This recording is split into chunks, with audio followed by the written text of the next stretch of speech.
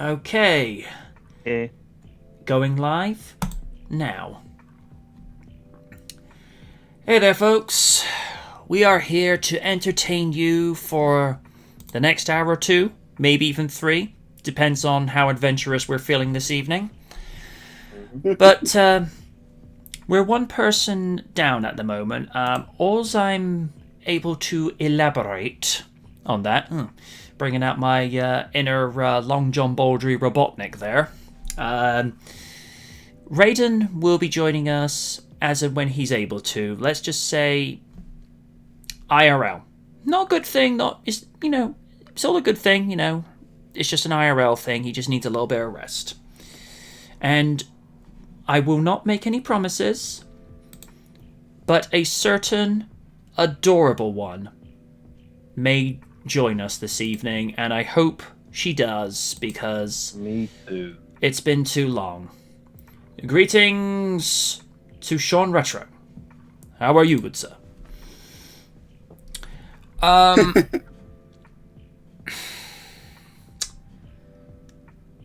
have a piece of news for this evening. I don't know how you all are going to react to it, but every once in a while I find a news of stupid.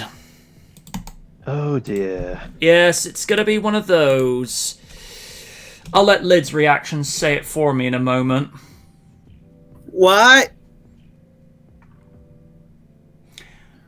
Woman charged with felony for 21-year-old unreturned Sabrina the Teenage Witch VHS rental. What?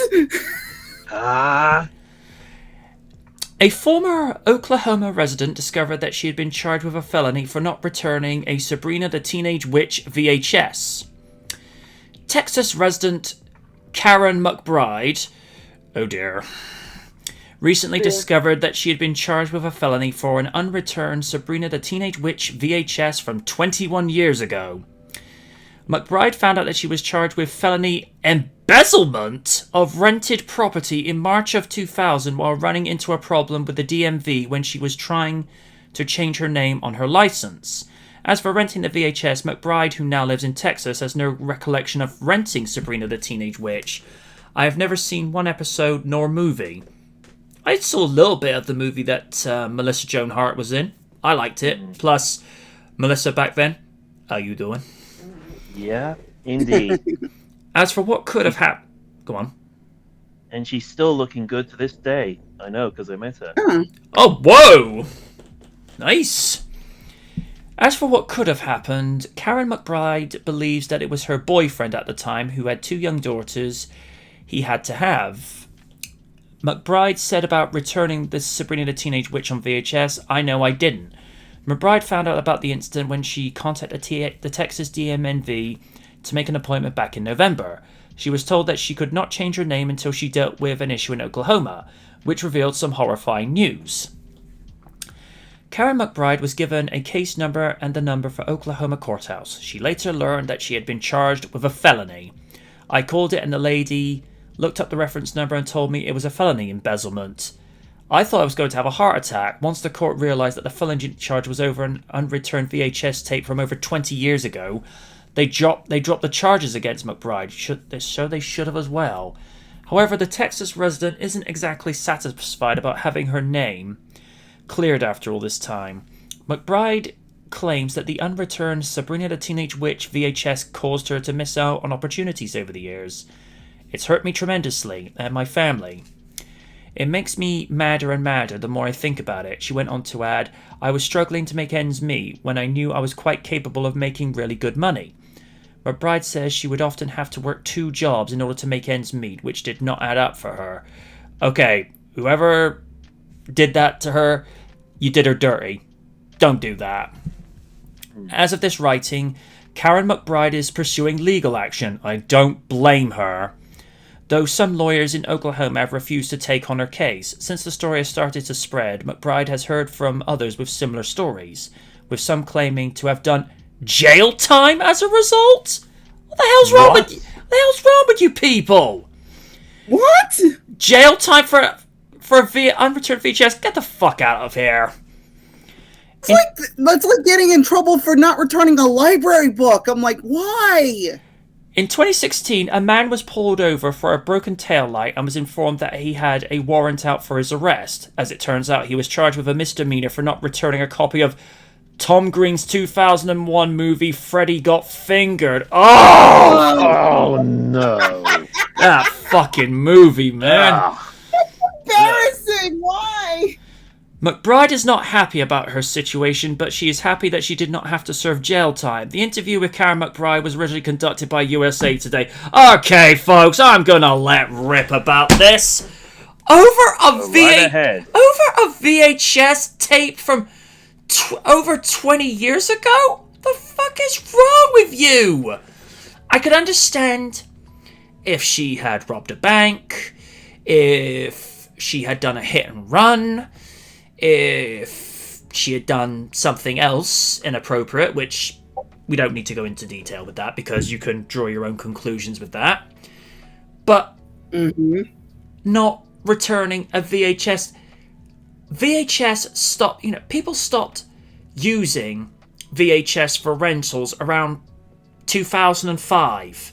The only reason I use that as an example is because WrestleMania 21 by Silvervision was the last WWE pay-per-view to be put out on VHS. And I think quite a few people were doing something similar over the time, because here's the thing. DVD, by its own merits, okay, it's not perfect, because if you scratch a DVD, you're fucked.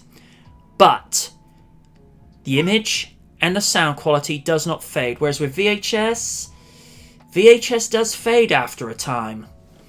Especially, there's this one story that Triple H tells on his first DVD, that he used to watch videos of Ric Flair to the point they got onion skin thin.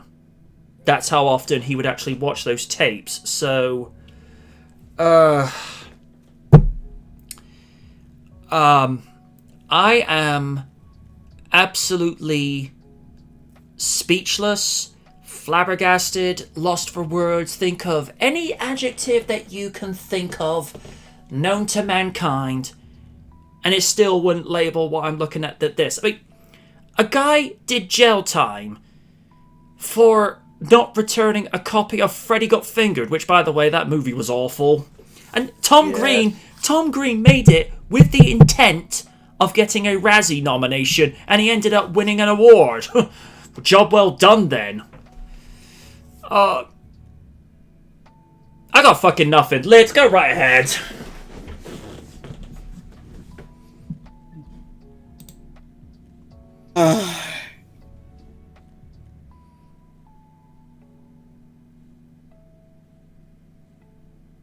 We seem to be having some technical problems here, folks. Oh dear. There you are, Lids. Okay, I'm still here. Lids, all yours, because I got nothing. This is, honestly, I've heard stupid crap, but this is really dumb. Why are you getting in trouble for not returning a VHS tape? Can understand if it was like, let's say, you can rent movies at the library. Was this their library item? Because if that's the case, you can see some validity, because that's technically state property. If it wasn't, then they don't have legs to stand on. This was something from Blockbuster Video. It's like, Blockbuster really hurting for money that they're willing to press charges on people who didn't return VHS tapes? This hurts my brain, and I've already got lost enough brain cells this week. I don't need this, but why are people dumb? I don't know. Just, that's all I can say, is because it's like, why?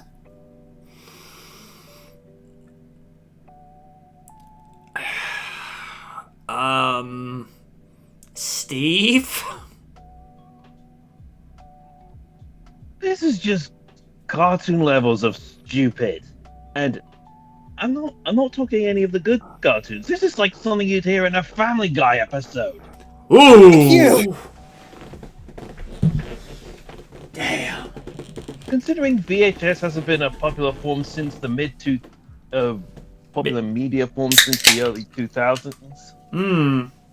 Why have they decided to bring this up now? And hearing that she's not the only one, what is going on around there? I think most people stop trying to figure out why the world is going crazy after, I don't know, someone thought it was a good idea to give Justin Bieber a career. Ooh, I'm sorry, did I say that out loud?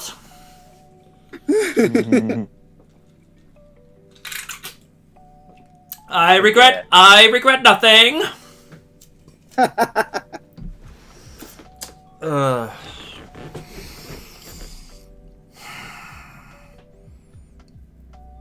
Again, Sean says it right there. Is even the place where the VHS was from even open today, especially during COVID? I mean, Probably not. I mean, if it was said, "Oh, we got it from Blockbuster Video," oh dear. Oh God, I was right.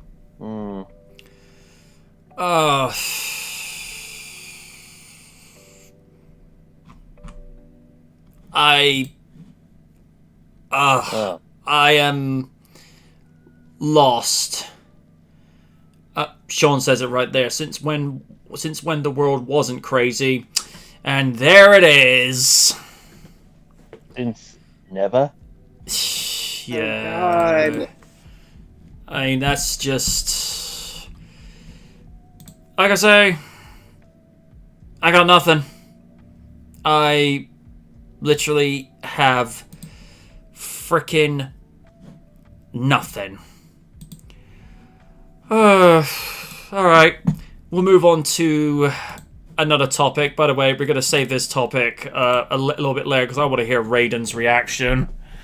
Oh dear. Okay.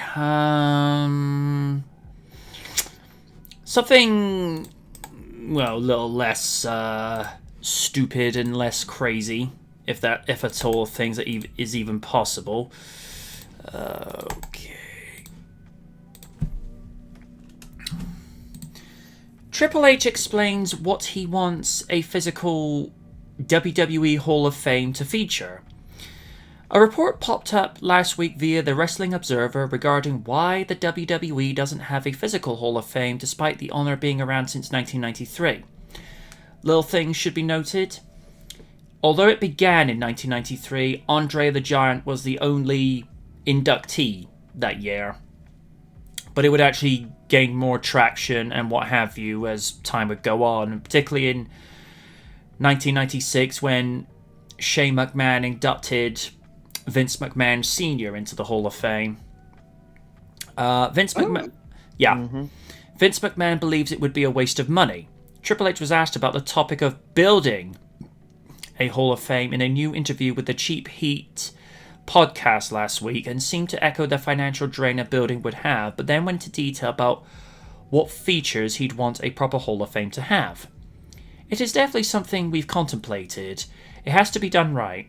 It's funny, people go, that would be fascinating to go to see somebody's old trunks. Hall of Fame names like that. Physical Hall of Fames and museums like that tend to be money pits and not do well because over time people lost interest.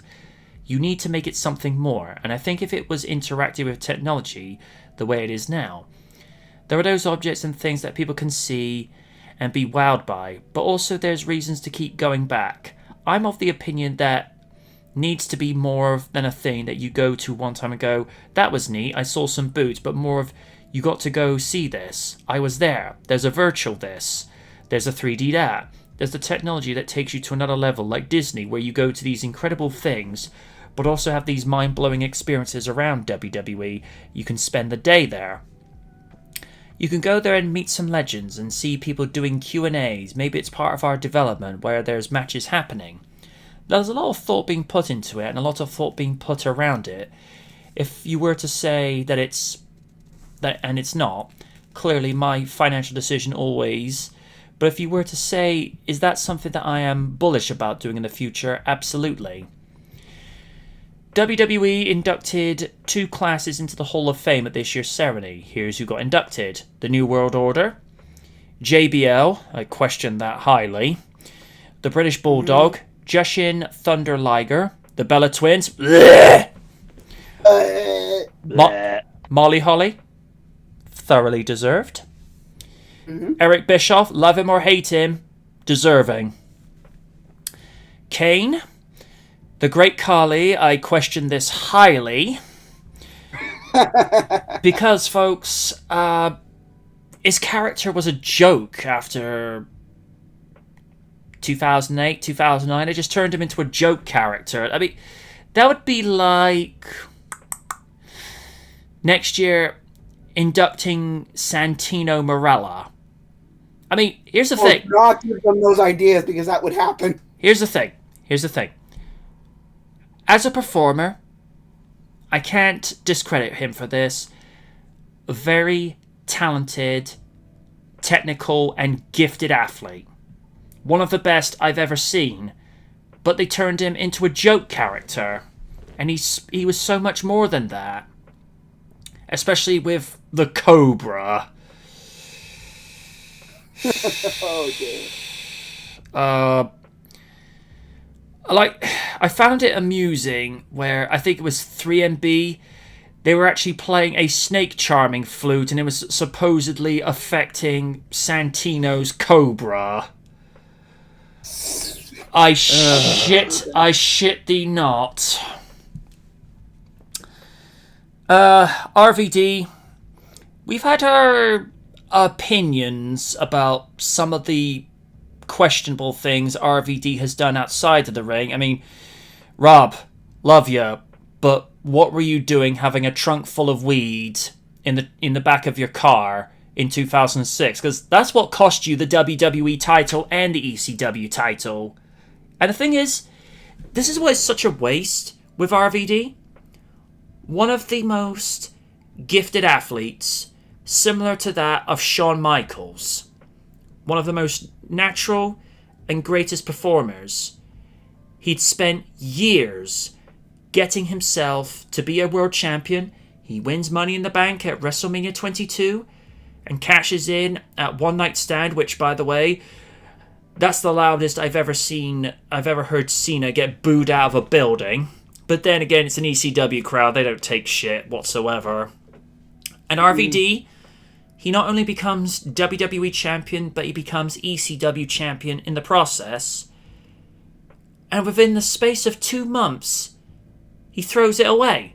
He loses the WWE title, and then he loses the ECW title. And it's just like, Rob, why? You know? And again, we all make poor life decisions. Well, you only need to look at some of the decisions Jeff has made over the years. Again, really Raiden. Hey, he's here! No. Oh, Raiden. Whilst we're done with this topic, I need to get your opinion on this other topic that came into the forum, but I'm going to finish up with this in a moment. Other inductees, William Captain Kirk Shatner into the celebrity wing, Ozzy Osbourne, Titus O'Neil for the Warrior Award, and Rich Herring. Titus O'Neil, from what I understand, he was doing like a... Actually, I don't really know what it was what got him the Warrior Award. I think it was like some sort of social awareness thing that he was doing. I know he's been voted... Does a lot of charity work, if anything. That'll be it then. I mean, I don't like his character inside the ring. I think he just comes across as obnoxious, but as an athlete, one of the most gifted I've ever seen, and from what I hear, hell of a father. Because, he's one of these people, he enjoys doing what he does as a wrestler, but he's the sort that will drop anything for his kids. And that's something to be applauded. As for the possibility of a physical Hall of Fame in the future, I'd like to see it done. But it's like Triple H says, it's whether people would go back to it or not. I mean, I know the FA Premier League over here in the UK has a physical Hall of Fame. Whether people still go to it or not, I don't know, because I haven't watched Premier League football in 10 years since I decided to retire as a Chelsea fan, because my heart just wasn't in it anymore.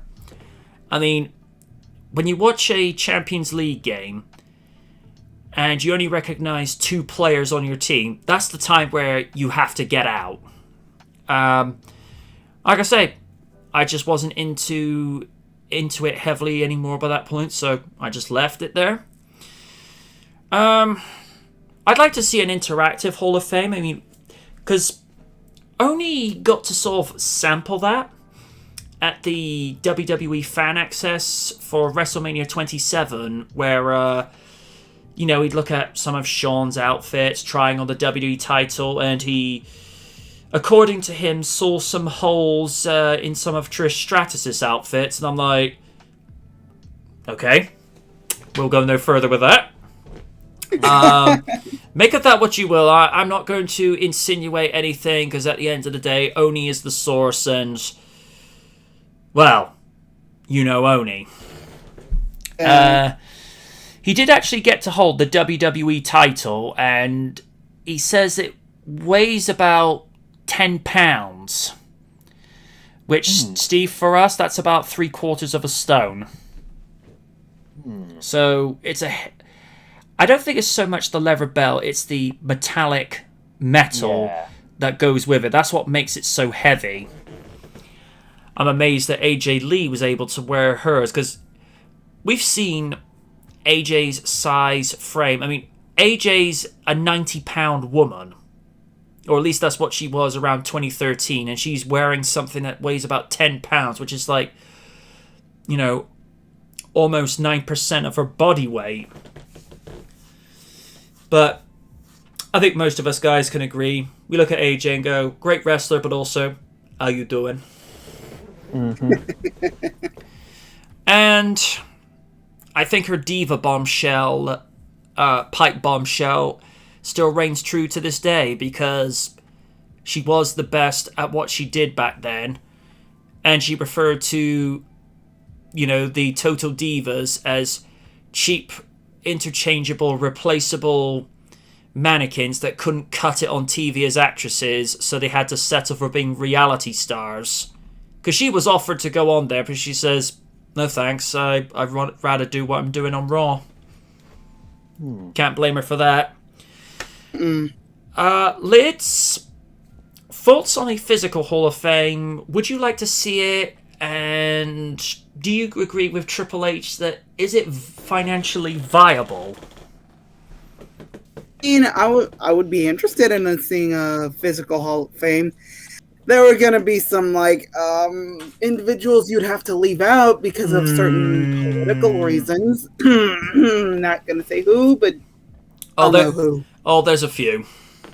Yeah, but I'd like to see a physical Hall of Fame, and if you charge for it, maybe it would be viable. Just put some money in, but again, you'd have to find a decent price that not only a person can afford, can also put money back into the company. Just don't know. Just it would be viable. All right. I know you kind of only just came in, Raiden, but is a physical Hall of Fame something you'd like to see, or like Vince McMahon, do you feel like it'd be a waste of money? Anything, I don't know. I mean, I guess it's viable for the time being, but you always gotta look out for people that has different views, like Lita said. But if they do it, they do it. Honestly, as long as they get honored, I don't care nonetheless. So as long as they get it. All right. And just to bring, okay if I say a little bit about it, because Yeah, go on. I think you could make it viable, but as well as having all the interactive elements, maybe you could add a specific event that you could hold at the Hall of Fame, like maybe a weekend of specially themed matches. Or events like that, which would help draw in the crowds. I know they do one thing at Fan Access, which I think could be applied to what you're saying is, I think it was Fan Access for WrestleMania 17. They actually had a specific spot where fans could commentate on a match with Michael Cole, and one fan was calling the 2001 Royal Rumble as a color commentator next to Michael Cole. Now, imagine, let's say, next year's WrestleMania, Oni wins tickets and goes to Fan Access, and he wins the right to call a match with Michael Cole. Oh. No! Not give him that kind of power!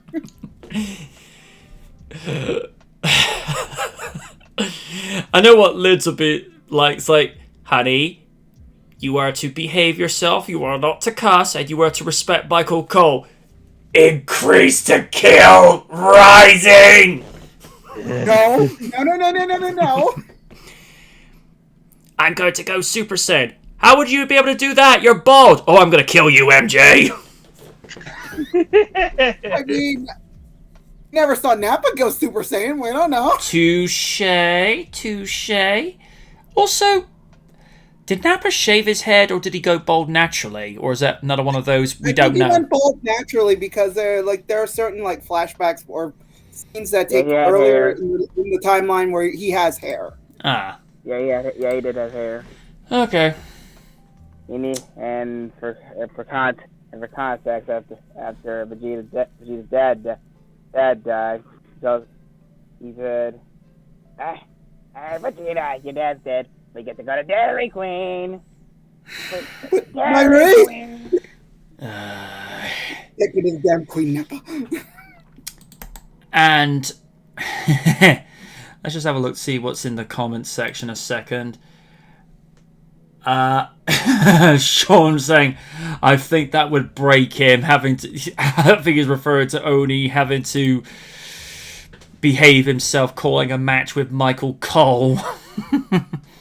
Oh no. Now this is the article I want to hear Raiden's opinion of, because I'm going to expect him to go Shin Raiden, just like this would make Lydia go Margin Lydia. Raiden, the article in question is, a woman has been charged with a felony for a 21-year-old unreturned Sabrina the Teenage Witch VHS rental.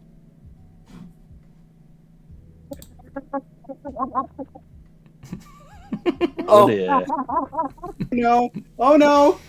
I could cover. Everybody hit the deck!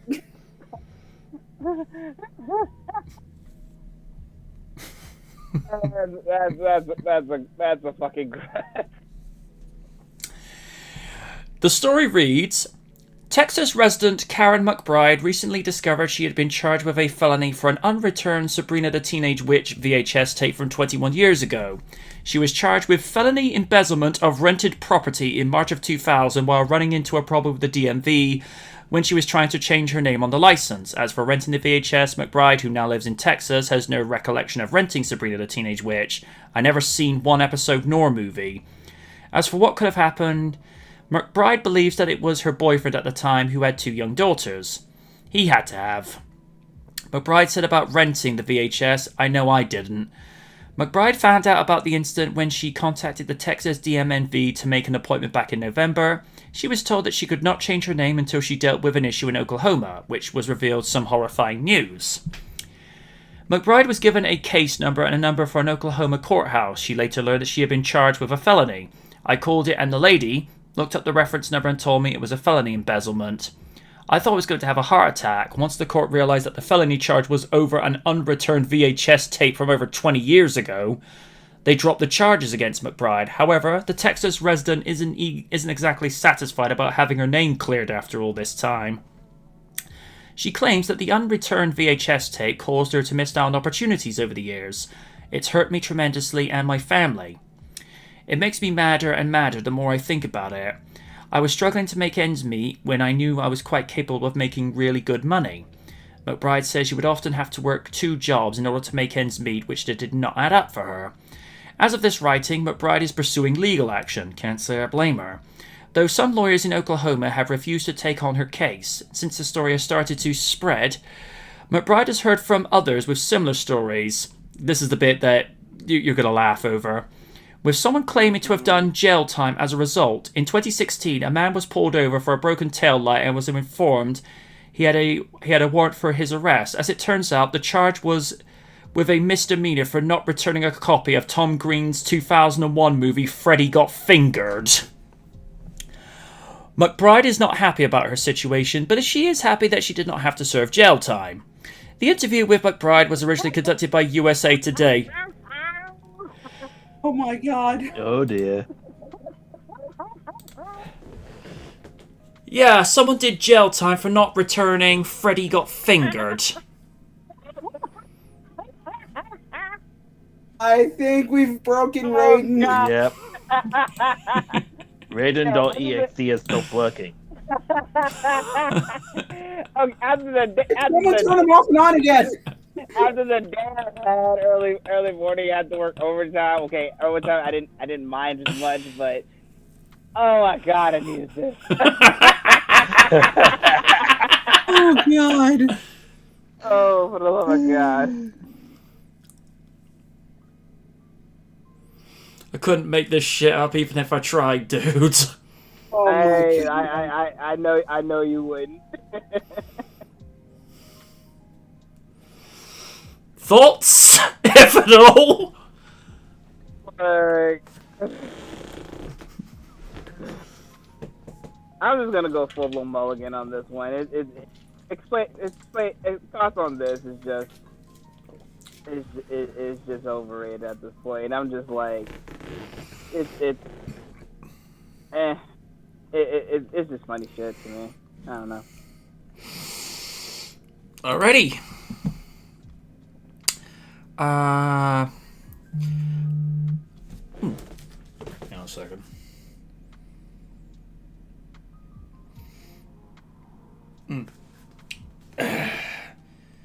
Pardon me a moment. Right. Something that will be something a little more pleasing and not full of stupid.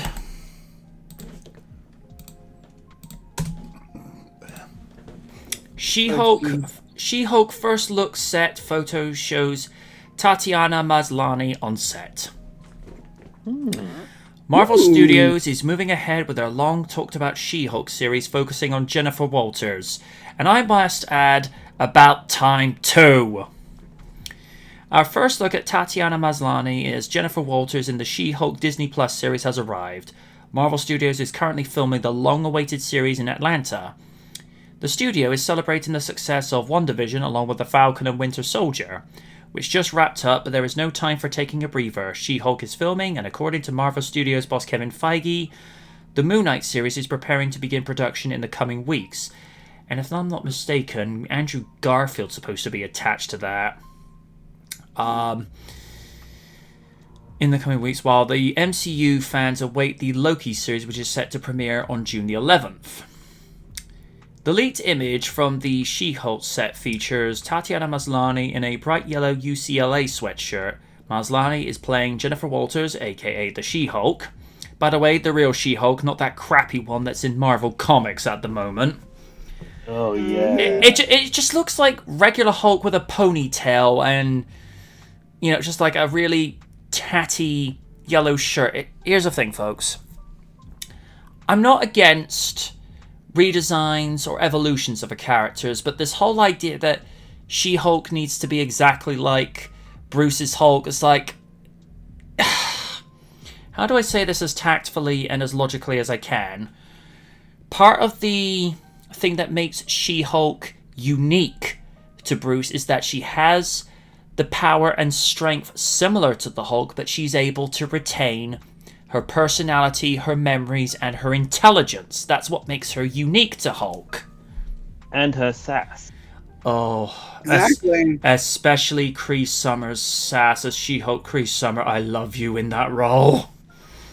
Maslany is playing Jennifer Walters' She-Hulk, though she initially denied rumors that she was attached to the MCU. Marvel comic fans will recognize the UCLA connection, since that's where Walters earned her law degree summa cum laude. Oh, I did not know that. The image does not. That's poor grammar. The image does not provide any other information about any possible storylines that will be utilized in She-Hulk. Like everything Marvel Studios creates, She-Hulk is shrouded in mystery. However, it has been confirmed that Mark Ruffalo will appear as Bruce Banner in the series. In the comics, Jennifer Walters is Banner's cousin, who is gunned down by a mobster. In order to save her life, Banner provides a blood transfusion, which passes on his gamma-irradiated blood, giving her superpowers and turning into She-Hulk. While the storyline is unclear, many are under the assumption that we'll see an origin story where Walters begins as an ordinary lawyer before gaining her super strength from her cousin. It has also been confirmed that Tim Roth will reprise his Villainous Abomination role in She-Hulk. Yes! Roth previously appeared as the character in 2008's The Incredible Hulk, which starred Edward Norton as the titular character, who was created by Marvel Comics legend Stan Lee. We miss you. The name Abomination previously belonged to another character, but Lee pressed on telling artist Gil Kane to make him bigger and stronger than the Hulk, and will have a lot of fun with him. The villain was certainly able to have a lot of fun with Norton's take on the Hulk back in 2008, which deserved a sequel. Kevin Feige previously revealed the rollout of the Disney Plus shows, noting that they will not all share the same format. It's about 6 hours of content, said the Marvel Studios boss when speaking to IGN. Sometimes that'll be 6 episodes, sometimes that'll be 9 episodes. In the case of WandaVision, sometimes that'll be 10 episodes. You basically have 10 half-hour episodes, which is what She-Hulk will be. We don't have a premiere date set for the upcoming series, but that should be announced in the near future. For now, MCU fans already have their sights set on the Loki series. You can check out the first image from the She-Hulk set above thanks to the Atlanta filming Instagram, which I will show in a new tab. I really shouldn't show that bit. Yeah, that's kind of advertising my Instagram. I don't really want to go doing that, so instead we'll just no, and it's doing that again. I don't want to do that. It's really not helping. Nope. All right, we'll just have to just leave that as is. Not having ever seen Tatiana in any acting piece that I've ever been made aware of, I can only presume that Marvel have chosen well. All I ask with regards to this is that it's the Jennifer Walters we all know and love, so she's got to have sass, she's got to be a tomboy, and you know, she's got to look good as the jade green giantess, if that's the right term to use. I don't know. I mean, this is likely to be the first proper live action incarnation of the She-Hulk to actually make it to being released, because there was going to be there was originally going to be Bridget Nielsen as She-Hulk in the 80s, because apparently originally I think it was either for Return of the Incredible Hulk or Trial of the Incredible Hulk, she was going to be brought in, but She-Hulk would have had a cape. And I'm looking at that thinking, how does that work? I mean, I could get by with the idea of Spider-Man having a cape in Spider-Man Unlimited, by the way, hugely underrated animated series of Spidey with...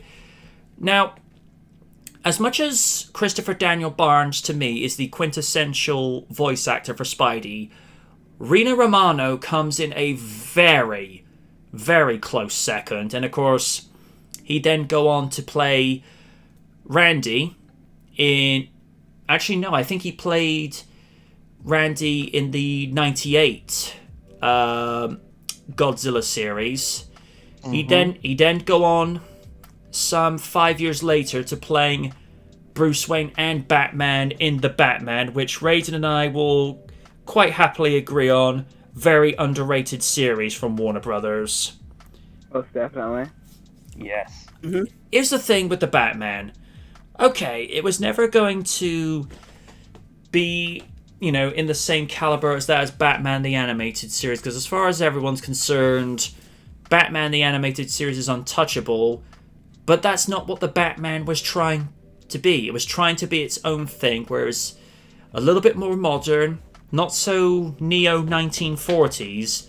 It was trying to be a Batman of... When I say Batman of today, I mean circa 2004 when the show was made, and it was a little bit lighter, a little bit brighter, and it was Batman with a little bit more humor, but I will agree that show had too many puns, especially the first episode of Mr. Freeze in Season 1. The line where I laugh but groan at the same time, and I love Clancy Brown as Mr. Freeze, more so as Lex Luthor, but the line that kills me is when you hear him go, "Baby, it's cold outside." I'm like, oh! Honestly, I don't usually go back to the first season. I just get the third. I do like the third season, mainly because that version of Batgirl, damn, that girl's got some sass on her. Also, like I mentioned in the DC thing, the way I really loved Poison Ivy's origin story. Yes. And her whole look, especially with the rose hair. Yeah. Really good. I like the fact that, there was actually a bit of history with her and Barbara Gordon. They were actually friends starting out, and it's interesting to make Ivy a teenage villain as opposed to that sort of mid to late 20s villain the way she'd been portrayed in Batman the Animated Series. Although, like a lot of people, I'm not a fan of the Harley Quinn Animated Series, but I love that version of Ivy. That very sort of laid back and relaxed, chill sort of thing. It's like, I like that version of Ivy. But I'm glad when they went to do the fourth season, when they were going to bring Harley Quinn in, they got Paul Dini to write it.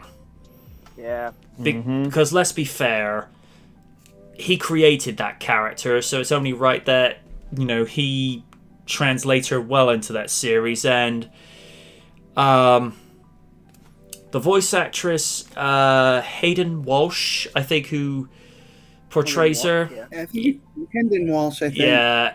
She was never going to quite match up to Arlene Sorkin, but damn, did she do it well. And not only that, she definitely went back to the role at for Batman Assault. Yeah. The thing that gets me is that scene with Deadshot in his hotel room. I'm like, it's like I knew Harley could be forward, but damn! Yippee! Yeah, I like, oh my god. I like it where he's sort of like, oh, what the hell? And you hear, yeah, Yahtzee! It's like, okay, I now have mental pictures of Harley. What makes her go like that? Oh god. But yeah,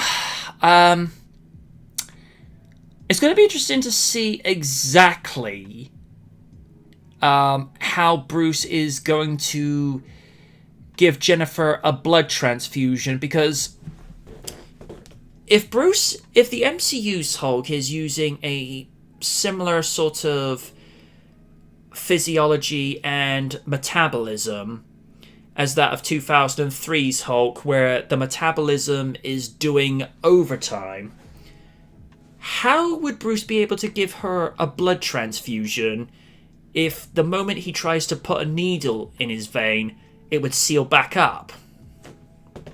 So unless there's, I don't know, he had like a pint of his donated blood before he became Professor Hulk, I mean, I don't know. And I'm wondering how they're going to approach how Jennifer actually turns into the She-Hulk. Is it going to be in most media where she's able to change to and from at her will, or is this going to be one of those things where, you know, like Bruce's transformations, is there going to be a catalyst that sparks the transformation, or is it going to be like the 96 animated series where she's stuck as the She-Hulk, but she retains her personality, memories, and intelligence? So, and obviously I know some people are going to be like, you know, if Bruce is not going to be able to, you know, keep his shirt on, how is she going to be able to? And it'd be like, it's Disney, guys. You know they're going to keep it PG with regards to female attire. But if we were to throw comic book physics out the window, if you're a Hulk, there's no way you're going to have a shred of clothing left on you anyhow. But it's comic codes and TV codes, so they're going to have some level of restrictions. But I will say, I'll let people find this on their own time. There's plenty of fans on DeviantArt who have come up with their own conclusions as to what happens to Jen if she hulks out. I'll let you find that at your leisure, because I'm not posting links on here that could get me kicked off. Just saying. Yeah. Yeah. Noted. Yeah. Dan says, hi guys, sorry I'm late. He says, Hinden, Walsh Harley, greater than Tara Strong Harley. Agreed. Yeah. Oh, Dan. I'll stuff it. I'm just going to post this article for him to look at. This going to blow his mind. Hang on. Dan, hope you're ready for a dose of stupid this evening. A woman in Texas has been charged with a felony over an unreturned 21-year-old VHS tape of Sabrina the Teenage Witch. You think I'm joking, Dan? Just look at that article. But wait, there's more. Oh yeah, someone did jail time for not returning a copy of 2001's Freddy Got Fingered. You'd have thought someone had turned around and said, hey, we don't want that movie back, keep it. No, throw it in the trash. Trash throws it back. Give it to Oni. Why am I being given this? Because you're lucky. This is lucky? They try to throw it into a black hole. The black hole ends up spewing it back out. Then it gets handed Like, to... even we're not above this. No. Then it goes to Elman. I'm not watching this. It's like, yeah, you watch Impact Wrestling. We will not speak of this. Yes, but Impact Wrestling has standards. Ooh. It did? Oh, it has more standards than Freddy Got Fingered. Touché. Crying out loud, Raiden's Backyard Wrestling has more standards than that. Yeah. Damn. And Raiden even has the award for Shut Up Bitch of the Week award. Just so you know, the Bellas win each week. And I didn't. Honestly, nowadays the top pick is Seth Rollins. Oh, Sean says, give it to random. No, he'd enjoy that. And in the celebrity ring of Shut Up Bitch of the Week in Raiden's Backyard Wrestling, Jackie from That 70s Show. Oh my god. Oh, dear. If I could sit with her mouth shut, I would. But Mila Kunis, the actress, we like her. Of course, yes, of course. yeah. Especially when she speaks in Russian. Yes.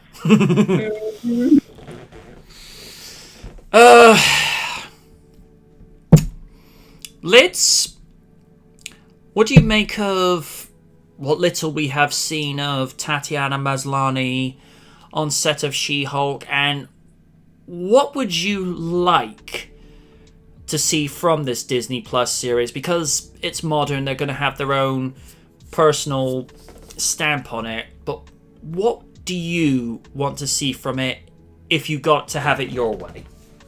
Honestly, I would love, I'm loving what I'm seeing so far, and to be honest, the MCU's been knocking out of the park with these shows they were having. They just wrapped up Falcon and the Winter Soldier, and yeah, loved it. Chef's kiss. That was a good ending, but yeah, I'm definitely looking forward to seeing what they're going to do with She-Hulk, and they picked a good actress for the role, because Tatiana is a damn good actress. She doesn't have awards for her performance in Orphan Black for nothing. She's a damn good actress, and she's versatile. She's gonna make this work, and how they're going to pull this off, that's left up to interpretation. It's just we'll have to wait and see. Mm-hmm.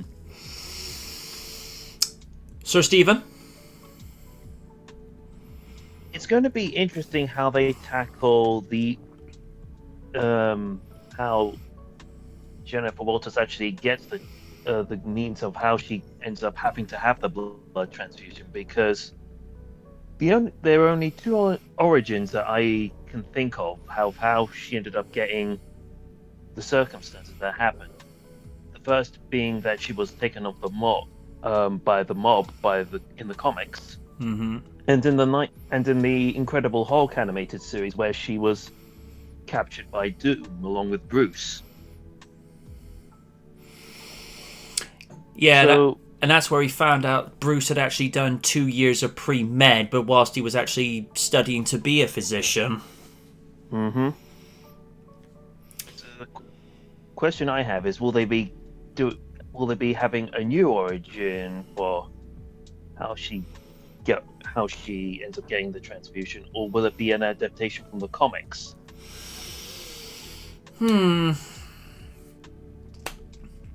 Yeah. Be interesting to see what they do. But as as I mentioned at the start, please no reference whatsoever to modern She-Hulk comic, or as it's being referred to now as Hulk. Because No. I mean, I look at the design for She-Hulk in that, it's basically Ogress with a ponytail.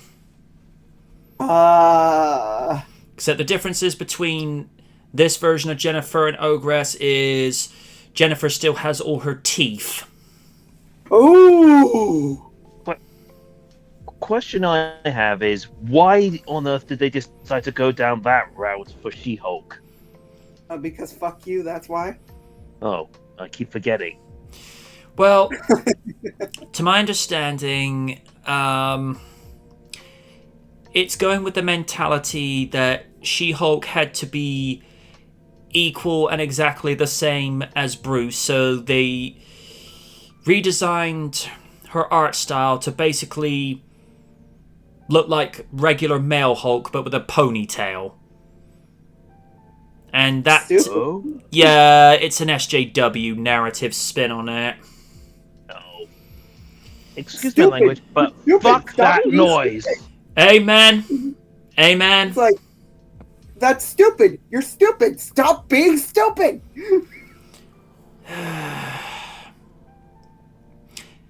It's like Wynne once said, "This is why we cannot have nice things." Mm-hmm. If we were able to have nice things, we'd still have a second season of Knight Rider SG. You know who you are. And Transformers Animated Season 4. Don't Ugh. ever get random started on that. You'll never hear the end of it. I heard about that Yeah. too. Yeah, yeah. And I here's thought I would never like animated, but like, dude, the ideas and designs they had, I enjoyed it. The fact they killed off Pro and not Central Prime. Ugh. And the thing I liked about that series was it was kind of taking similar aspects from the Batman, where it's a very inexperienced Optimus Prime, so he's not anywhere near the leader like he was in G1. Like how with the Batman, it's Batman Year 3, so he's still learning. With Optimus Prime in animated, you know, he's not even a warrior, he's just a worker bot. Yeah. And David K, he's a good Optimus Prime.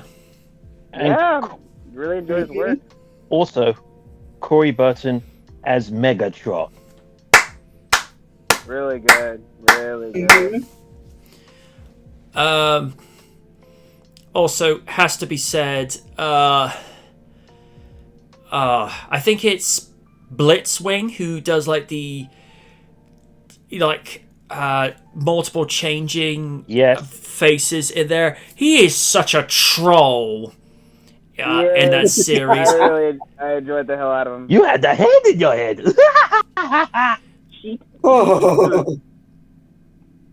The thing that I like that he did in the first episode is when he's trolling Black Rat and it goes, "The itsy bitsy spider." I'm like, oh, you asshole.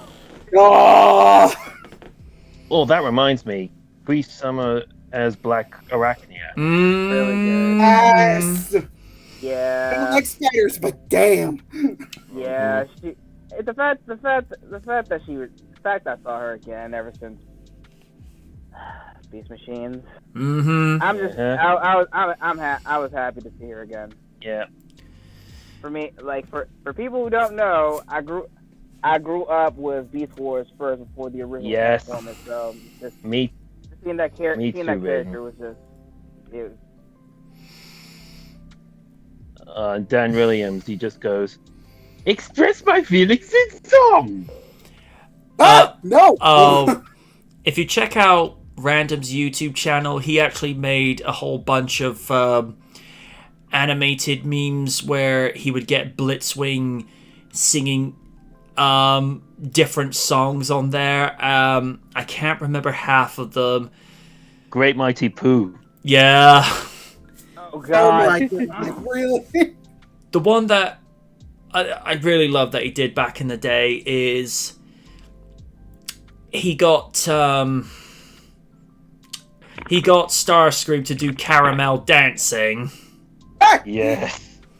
Oh. It was an energy signal, extremely promising, and he manages to like flip the footage to where Starscream is actually trying to do the caramel dancing, like the Popotan girls are doing in some of the memes that have been seen all throughout the years.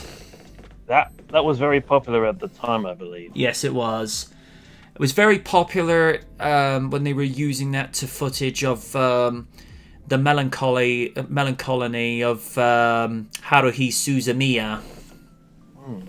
Very underrated anime series, I might add. And interesting thing, originally, before they chose Wendy Lee as the voice of Haruhi, who was actually the voice of Scorpina in Power Rangers back in the day, originally, the choice to play Haruhi would have been Patricia Jarlee, who you know better as Cassie from Power Rangers Turbo and Power Rangers in Space. Oh. Whoa. And has to be said, in 2008 when that series was released, Cassie, how you doing?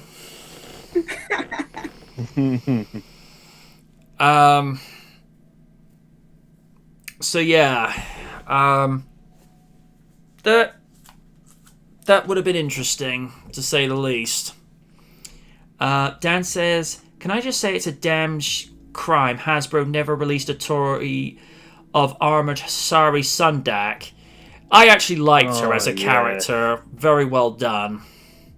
And there was apparently a toy that the Transformers Collectors Club was apparently going to do based on Sari Sundak, which was based on the Generations Windblade figure of 2014. Would have been a very heavy retool. But then plans never ended up being formulated on that.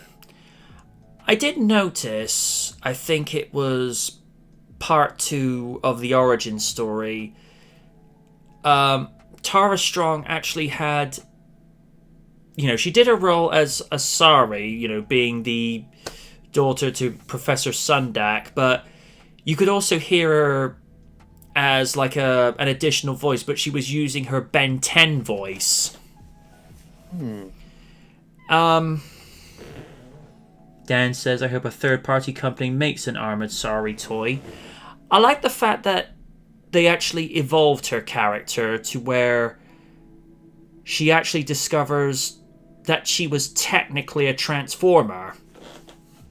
Technically, but it's because of the, I don't know if you call it a cyber key or just this digital key, it actually evolved her from like a Spark key. Yeah, it evolved her from a pre-double digit, but it evolved her into a teenager, but she's able to do things that she was never able to do before.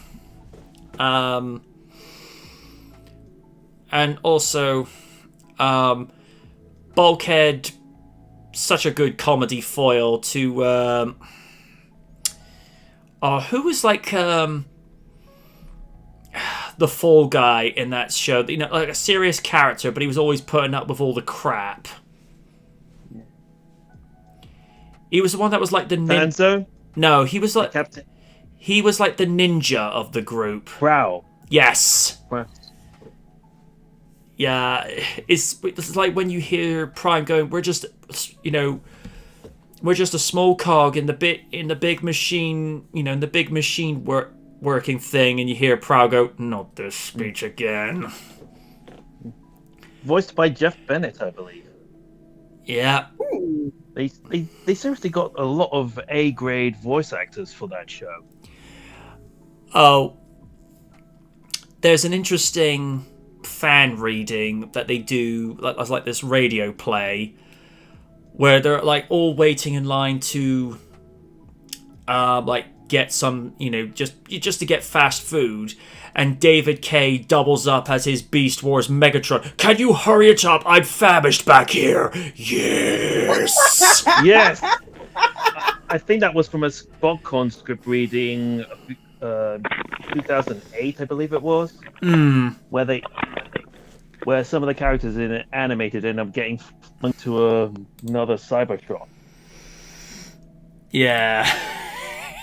It was one of the where, and they kept referring to like animated version of Bumblebee as either like Golden Bot or Cheetah, and he goes, Bumblebee!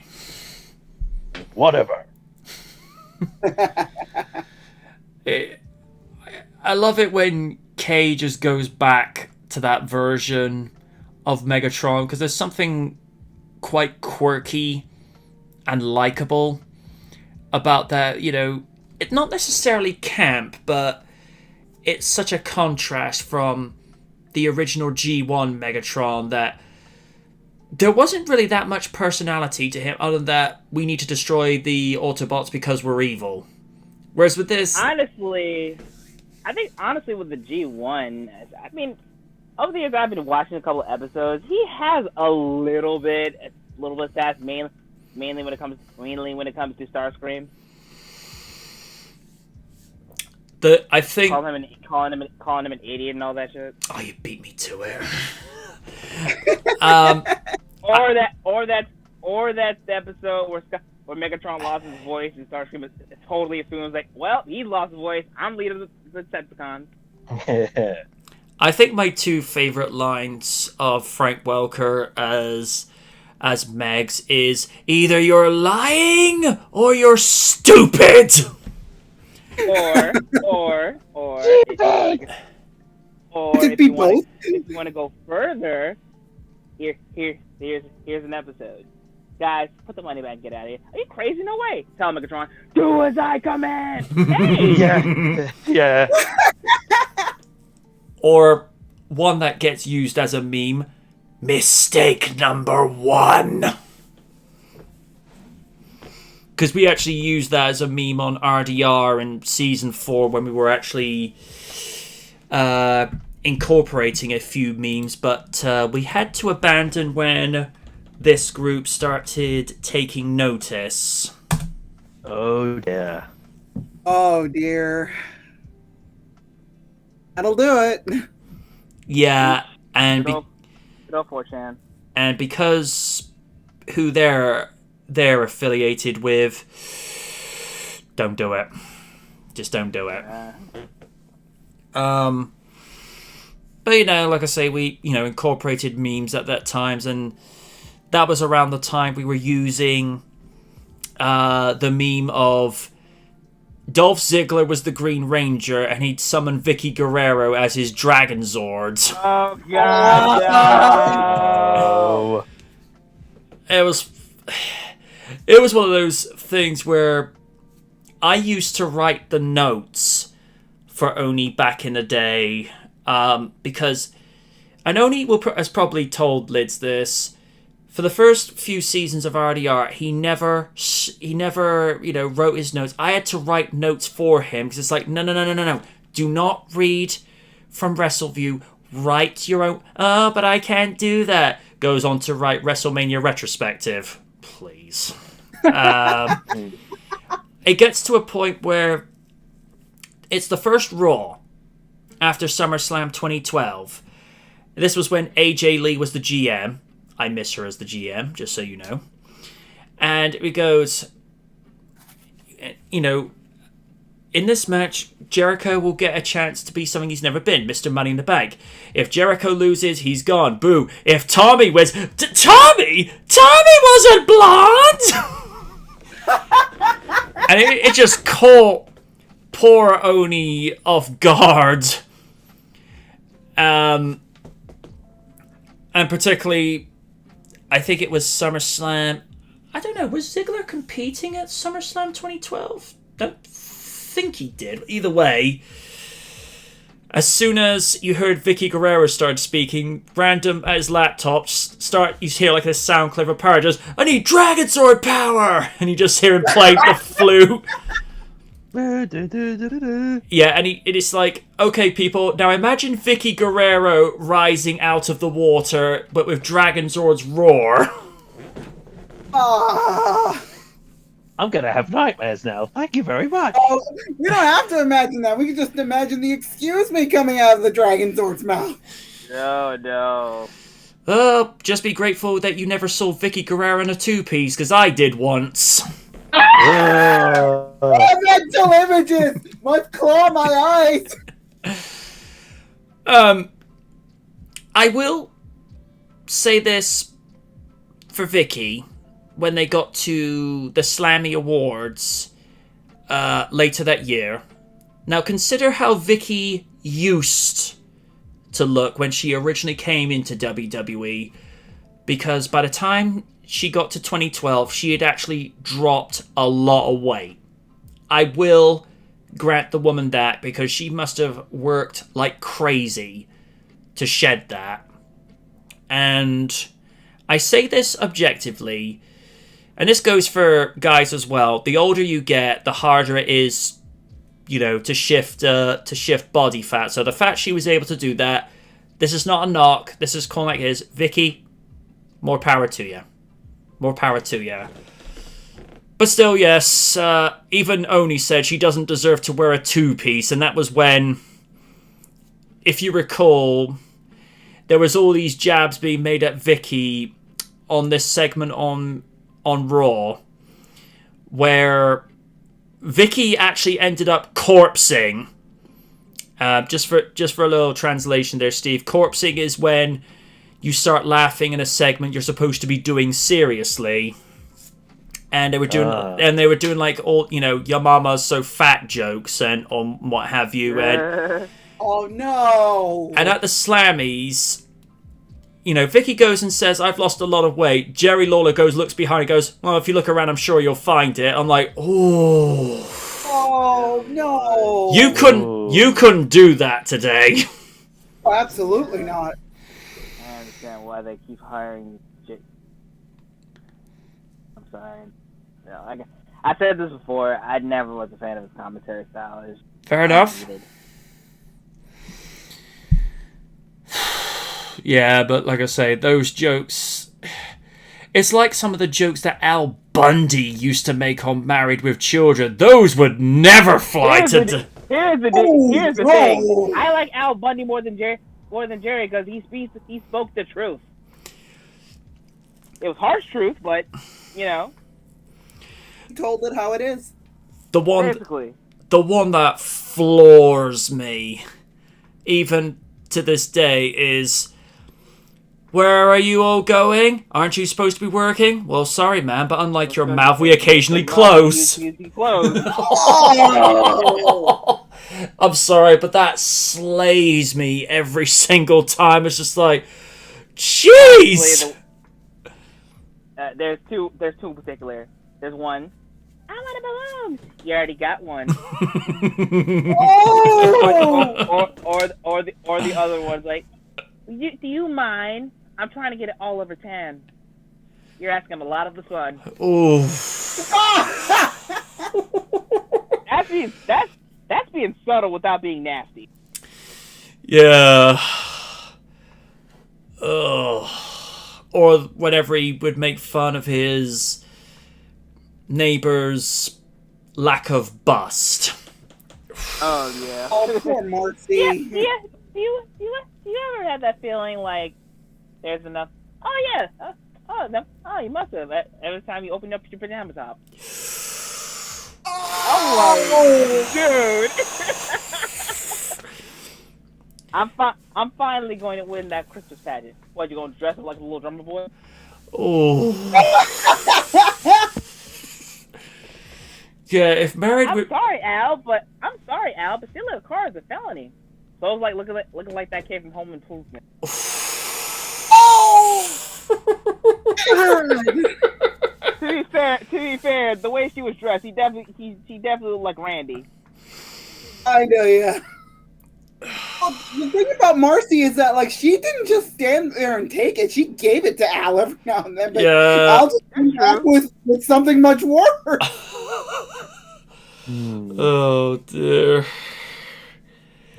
Yeah. Jefferson just stood there and just laughed. Well, it was like his partner in crime. Yeah. And funny thing, Matt LeBlanc actually had a guest starring appearance as the daughter's boyfriend at one time. Oh yeah, that's right. Wouldn't it be so weird if they did like a reunion series where he comes back on? It's like, hey, you look awfully familiar. Do we know you? I don't know, but how you doing? Yeah. But seriously, oh god. Imagine if Al Bundy today discovered Twitter. Oh no. Oh no. I would follow that man. I would die laughing every time.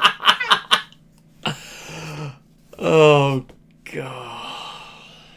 They need to set up a Twitter page with no context Al Bundy. Just do it. Come on. Just do it. Oh my god. Oh my god. We went from She-Hulk to Married with Children, although to be fair, Jennifer Walters could easily dish the sass on Al Bundy. Yeah. And then possibly break his spine. Oh dear. Steve, your thoughts on what little that we've... I already... Yes, you already did. My bad. Yeah. Lids, did you give your thoughts? I did, yeah. Raiden, your thoughts. What would you like to see done from this series? What do you think they'll do, and what do you not want to see happen? I don't know. If anything, like you said, I definitely want to see that type of sass that She-Hulk always delivers on. Like, not only in that Incredible Hulk series, but even, I mean... Does anyone remember Incredible Hulk in the Ages of Smash? Yeah, I saw... Yeah, I remember that. I remember that. Was that Eliza Dushku Yeah. voicing her there? Yes! I think so, yeah. Yes, it was. The show was garbage, but Well, it was trying... not bad. Well, it was trying to make it a comedy reality series. It's like, just make a Hulk series. You know, you don't need to turn this into, this is my incredible life. You know, we don't need that. I mean, Fred Tatasciore was already killing it with Avengers Earth's Mightiest Heroes. Why that show got cancelled, I'm still scratching my head over that one, because instead we had Avengers Assemble. The less about I say about that show, the better. The only thing I'll say positively about that series is I didn't mind the animation. I thought the animation was fine, and the vocal cast were fine as well. But writing, That'll agree with, yeah. as regards to writing, when Oni Rakaku, when he's drunk, could write an Oscar-worthy piece better than them, you know you have problems. Ugh. Oh. This week on Avengers Assemble, Hulk gets mad, smashes up Thanos, and... I don't know, Iron Man opens up his own bar. Instantly goes out of business in 5 minutes. Yep, we saw this coming. Imagine, like, Tony Stark having a drinking session with Stone Cold. Oh my god. Who would drink who under the table? The answer is yes. There we go. Oh, you beat me to it.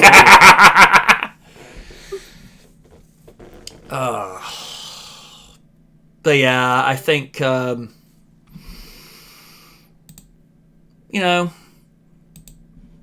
it's like we say. Hopefully they'll do it justice, and we're having technical difficulties with Raiden again. Raiden has rejoined us. Sorry about that. I had some Wi-Fi problems. Anyway, as I was saying, yeah, like I said, it was like Incredible Hulk and the Age of Smash. Yeah, with the She-Hulk they got, I really enjoyed. So I definitely want to see that incorporated. Because I always liked her sass, always liked her gear. I'm just hoping they keep that and not just make it a.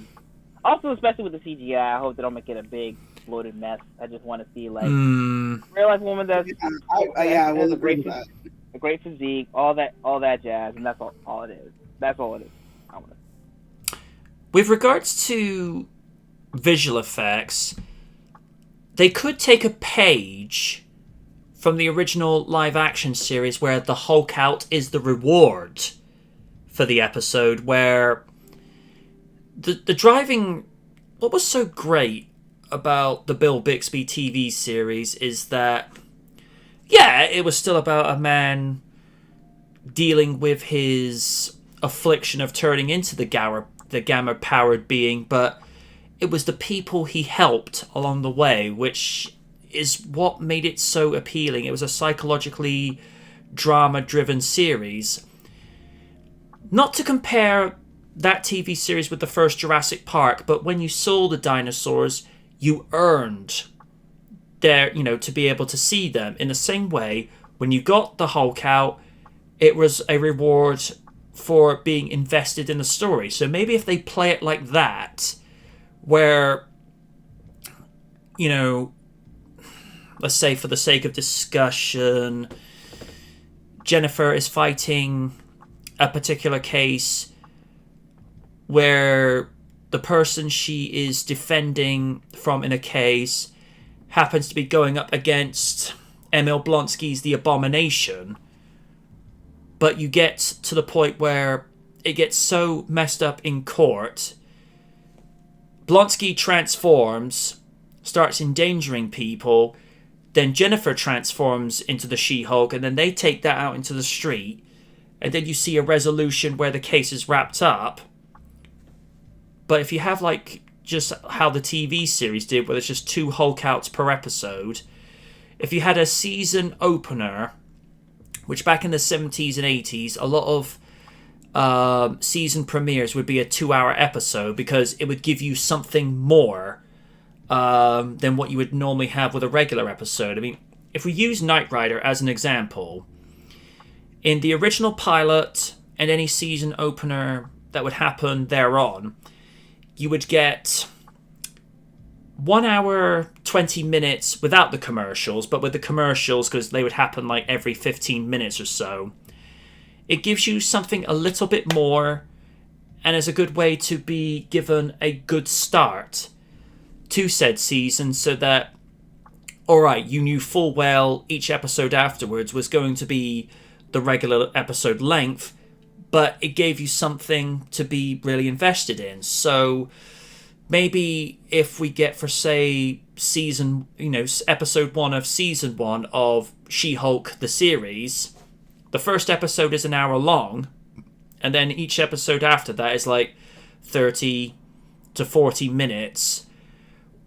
So maybe, like, in the first episode, we'll get the origin story where, as she's recovering, she makes her first transformation.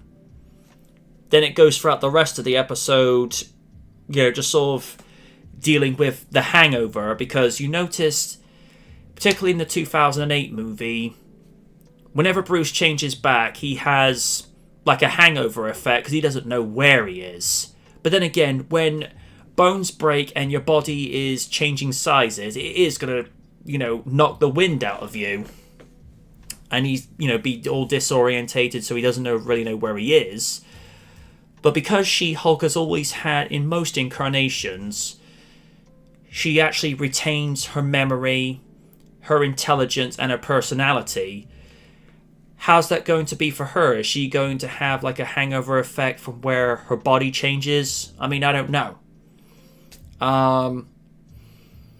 You know, it just all depends whether it's going to take pages from the classic series, or if it's going to be her breaking the fourth wall like Deadpool. Now that would be an interesting spin on things. I know Disney are never likely going to listen, but please, no SJW narrative. You know, we don't need that shit. Especially in a character I'm greatly fond of. As you know, as I've said before, especially the 90s animated series, because Cree Summer as She-Hulk, chef's kiss. Just perfect. But then again, Cree Summer is a phenomenally talented voice artist. I mean, this is also the same woman who played the university professor in MTV's Spider-Man. And, for those young enough to remember, Penny in the original Inspector Gadget series. Yep. Ooh. Yep, that was Cree Summer. But the thing is, she played it so perfectly that when Nostalgia Critic was doing like a review for an animated movie of Inspector Gadget, Cree actually came back to reprise her role. And the lady has not missed a beat.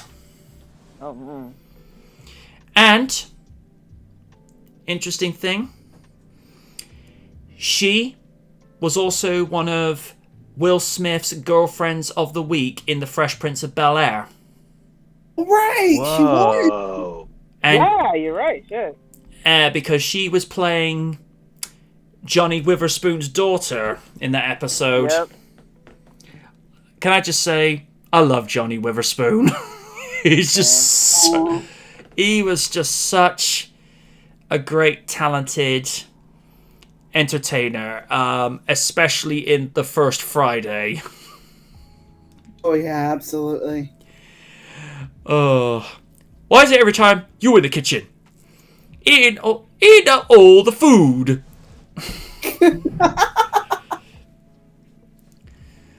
The scene, I know we keep coming back to this, but the scene where he makes Craig come into the bathroom with him. Oh, that's uncomfortable. That's nasty. Yep. Oh dear.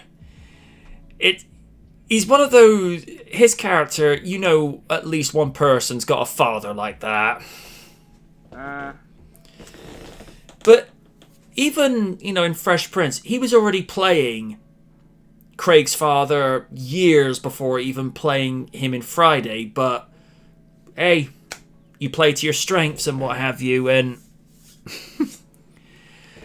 he actually had a good bit of chemistry with Will, because he was whenever he was Will's trying to say, hey, I was just, I wasn't gonna treat it like, oh, you said the wrong word there, boy, and I'm like, oh dear, I see where this is going. And I like how he just leaves Will abandoned in the plane going down to the ground.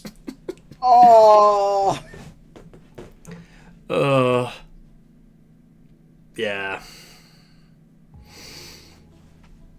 Oh yeah, and for those probably, I think I've mentioned this once or twice before, Cree was also the one who sung the theme song to the kids wildlife program Owl Watch. Oh. Yeah, it was like a UK Canadian series where it was just like getting kids from 9 to 13 just to be really engaged with local wildlife activities, and it was just like seeing this owl getting out of bed and then just sort of forming this community and what have you. There was something quite catchy the way Cree sung it.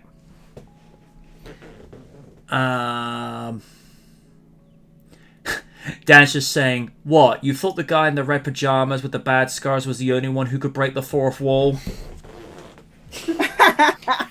She was doing it long before Deadpool. Yeah, it's true actually, because She-Hulk originally came about in 1980, and Deadpool, if I'm not mistaken, Deadpool was very much a 90s creation. Yep. Who's another set that broke the fourth wall? Samurai Pizza Cats, especially in the English dub. That was a very underrated series, by the way. Was another one that broke the fourth wall. Animaniacs. Yep. Especially the original Animaniacs. series, but I'm not too fond of the modern one. That's just me. So, since we were talking about Melissa Joan Hart earlier, Clarissa Explains It All. She did break the fourth wall. Oh yeah. Way cool. I always liked it. It's just like a really quirky thing. I always liked it whenever her next door neighbor Sam would come up to her bedroom via the ladder. You'd hear this guitar riff every time he would get up there. I'm like, okay. But then again, it was a similar thing in the Batman. Whenever you'd hear Batgirl or Robin suddenly enter, you'd hear these very unique little riffs, whether it be guitar or on a piano. It was just and the same thing with Batman, particularly in the Batman versus Dracula, when he enters the blood bank, you'd hear down down down down down. I'm like, okay. Not that the audience needed to know that it was Batman, but it's nice for those that sort of hear like these musical cues. Like whenever you hear Joker, you'd hear something a little bit clownish, or with Catwoman, there was something, I don't want to say sensual, but there would be something like a violin used, and whenever you'd hear Penguin come in, you'd see something really quirky play with the music. And by the way, that's my favourite version of the Penguin right there by Tom Kenny. I don't know what it is, but he just does that role justice, and I was so glad when he came back for Batman versus the Ninja Turtles, because he did that to perfection. And I couldn't help but notice the design they were using for the Penguin was very much challenging Meredith Burgess. It was just that look. I don't know. I think we'll move on to another topic now, because I think we've just kind of gone over random, and my brother's not even here. Yeah, we already talked about Triple H wanting a physical Hall of Fame. Well, this is interesting. Let me just post this article. Let me see. Mark Carano's ex accuses him of stealing WWE title belts, former superstar responds. Deborah Simmons, the ex-girlfriend of Mark Carano, has made a series of allegations against the former employee via Twitter. The allegations range from Carano stealing WWE title belts and hiding them under his bed, attempting to kill his ex's cat. Okay, I already don't like this guy.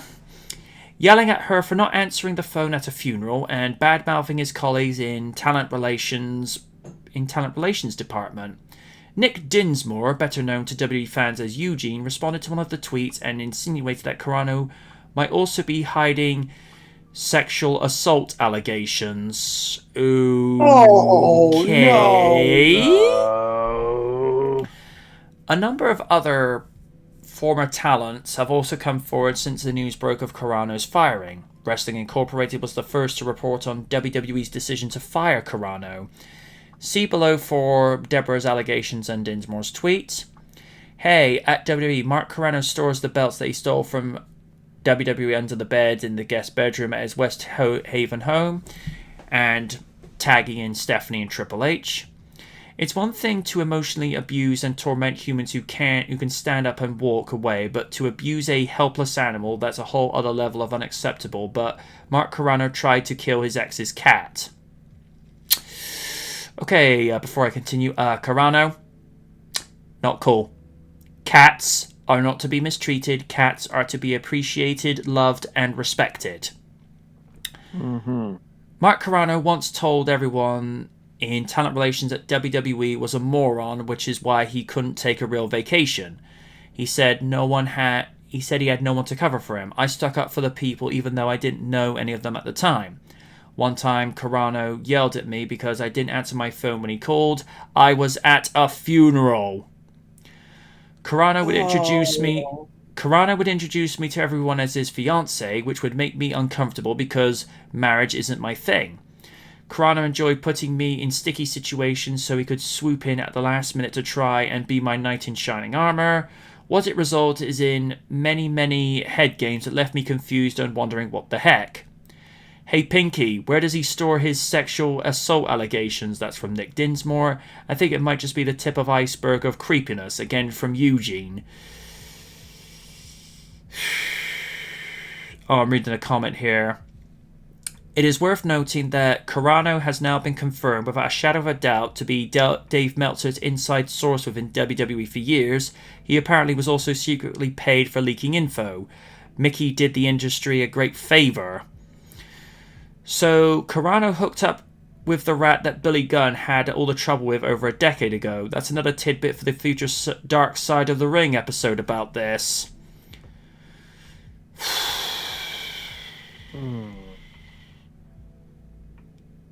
Evil Vince McMahon. Okay, I'm not going to read this out loud, but Lid's and Raiden's reactions will speak volumes when they receive what this comment was. Yay. Oh, my eyes! Oh, dear Lord. Oh. Uh-huh. And there's my nightmare fuel. Great, thanks. I have nothing. I am at a loss for words.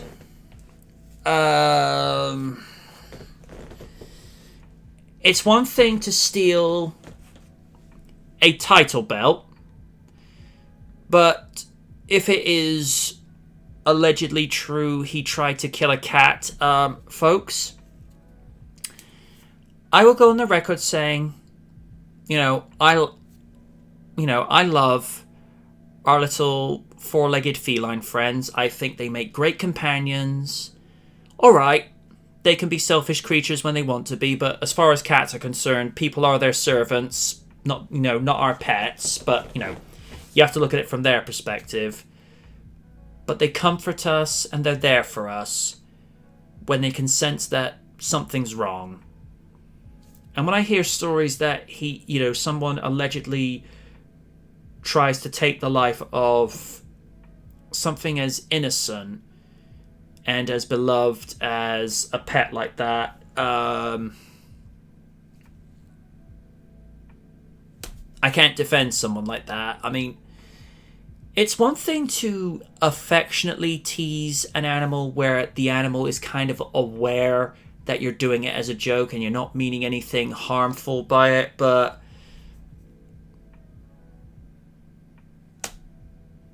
no. Just no.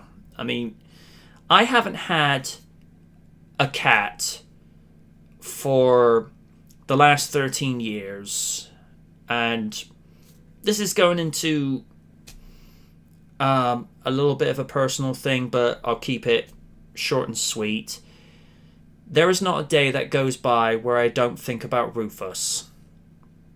Rufus was a very beloved and treasured member of our family, and he's missed every single day.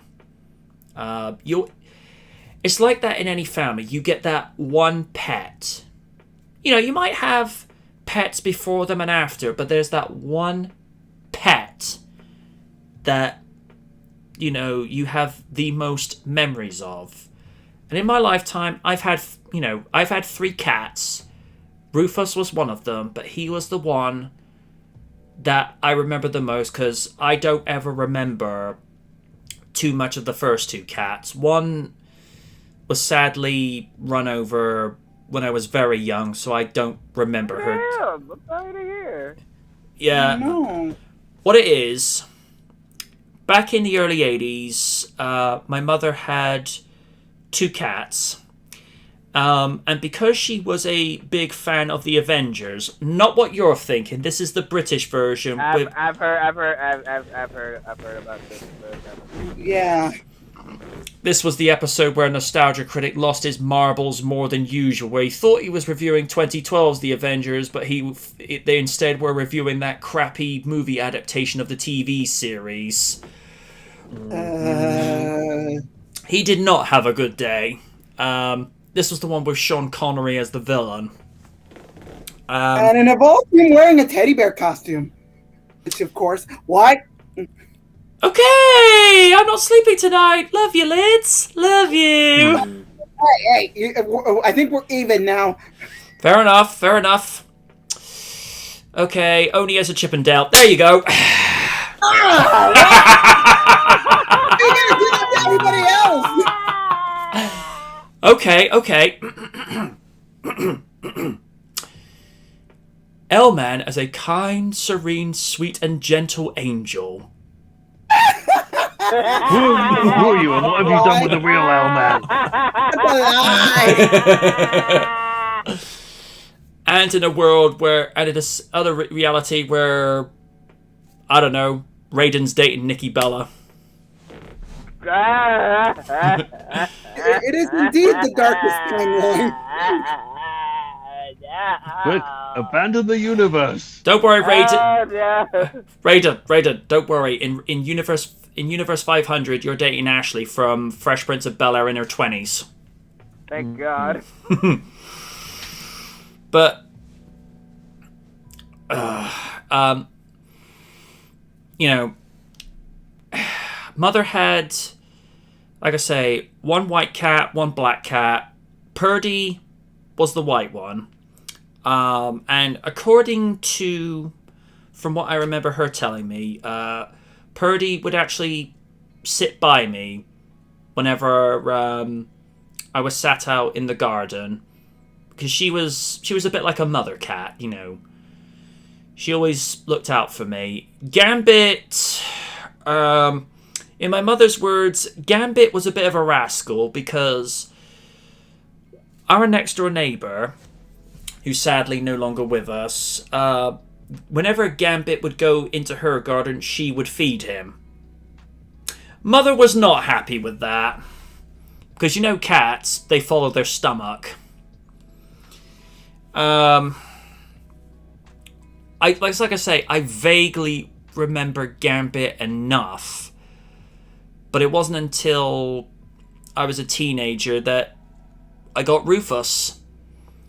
And I know I've said this once or twice before down the years. I'd like to state for the record, Random DCE's Kitty persona that he had years ago was not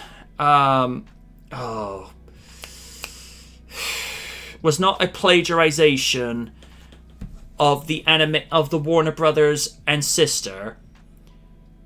His kitty design was based upon our cat.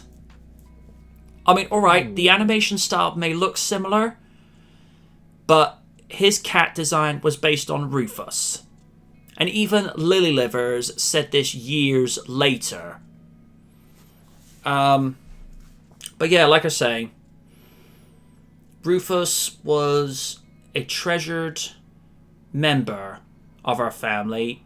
He wasn't the cuddliest cat. He wasn't the most affectionate cat. And yet I would never trade him nor change him for the world. He was there when I needed him, when my mother was going through bad times, and you know, when she sadly left this world, I had to step up and effectively be, you know, I had to effectively be his dad, because pets imprint upon their owners as, you know, like with Navi sees Win as his mother. So, yeah. And then hearing that Carano, allegedly, I stress allegedly because we don't know this for a fact. If that is true what you tried to do, dude, screw you, is all I'm going to say, because pets are a part of someone's family. And to me, if you try to take a cat out, that's no different to taking somebody's kid out. If it is true that you tried to do that, dude, I'd go to backhand you, but that would be too good for you. You know, I'm getting so annoyed about this, I can't think. Lids, go Super Rage Margin Lydia on him if you want to, because I got nothing. Okay, Marky. First of all, we find out that you are a callous asshole who likes to mistreat women, because it makes sense, because you've sent Mickey James's belongings in a fucking trash bag. I'm not going to let that go, as much as Oni's not going to let that go, because fuck you and the horse you rode in on. Then we find out that you're abusive to animals, which I have to say, go fuck yourself.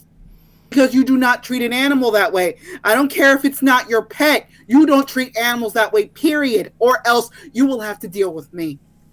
And it involves me with a chainsaw. Okay? So, no. Don't fucking mess with animals. Otherwise, we will have problems. And I will have a criminal conviction. I'm sorry. Don't fucking mess with animals. Not in my presence. Fuck you, Mark. Go fuck yourself. Get the fuck out of existence. Go to wherever somebody feels like putting up with your shit, because nobody wants to. And I would say that I would backhand you, but I do not wish to sully my hands.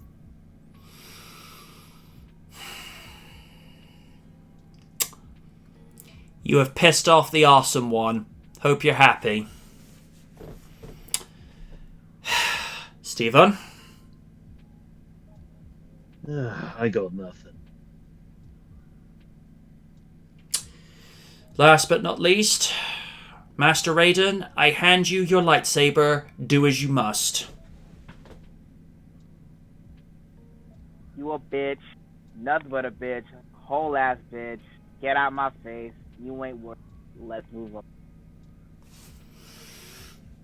Sorry, I've been hearing a lot about this guy, and yeah, I'm gonna let Karma.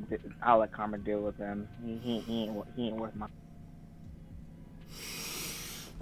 Fair enough. And Sean Retro just said, well said. Because, like we said, seriously, dude, don't do that to animals. Not cool.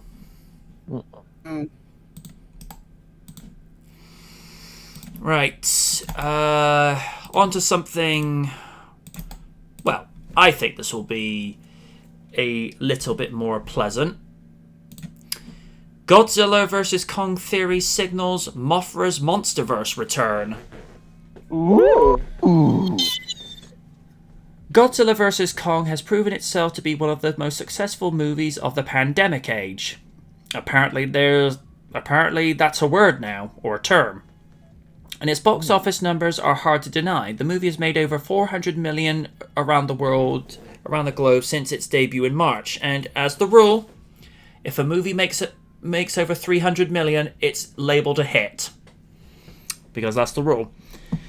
Now fans are speculating that what might happen with the Monsterverse next, and a special reference in Godzilla vs. Kong may have spilled the beans so far as Mothra is concerned.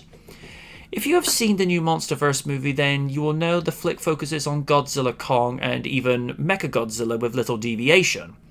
The monsters have become a central part of the global experience following the arrival of Godzilla back in the day. It's weird that the first movie in this series is now 7 years young. And now it seems like Mothra might return to the world in a brand new body following Godzilla vs. Kong. The whole theory sprung to life thanks to Bernie Hayes, a podcast host in Godzilla vs. Kong who specializes in kaiju conspiracies. Don't let Mr. Noir know that. He'll be sat up with a bowl of popcorn. I find this intriguing. Do tell me more. He's listening. Gosh dang it, MJ, I don't sound anything like that. And I don't sound like anything like Eric Cartman. Yeah, really, the world begs to differ. Love you, Oni. We go to cuddle later. MJ, get the hell away from me! Oh, don't worry, Oni. L-Man is here for cuddles. Yeah. Yeah, well, that's the Speaking of the darkest timeline. But that's what L-Man does. He creeps people out. Especially when he wants to go snuggle with his Heath Slater plushie. Oh, yes, cuddle, cuddle, cuddle, cuddle, cuddle. I'll be very worried if he makes a Raiden plushie. Oh.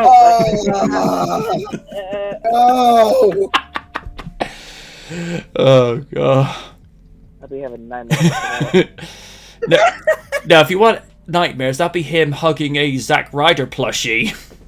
No, that'll give Elman nightmares. What have you made me do? Well, it's because you're being evil all the time. Here, have a Zack Ryder plushie. I will not sully myself with this. Elman hisses. Good lord. The episode is titled The Mothra Pregnancy Theory. And if you know the Toho-verse, then you will recognise this theory as a proven fact instead.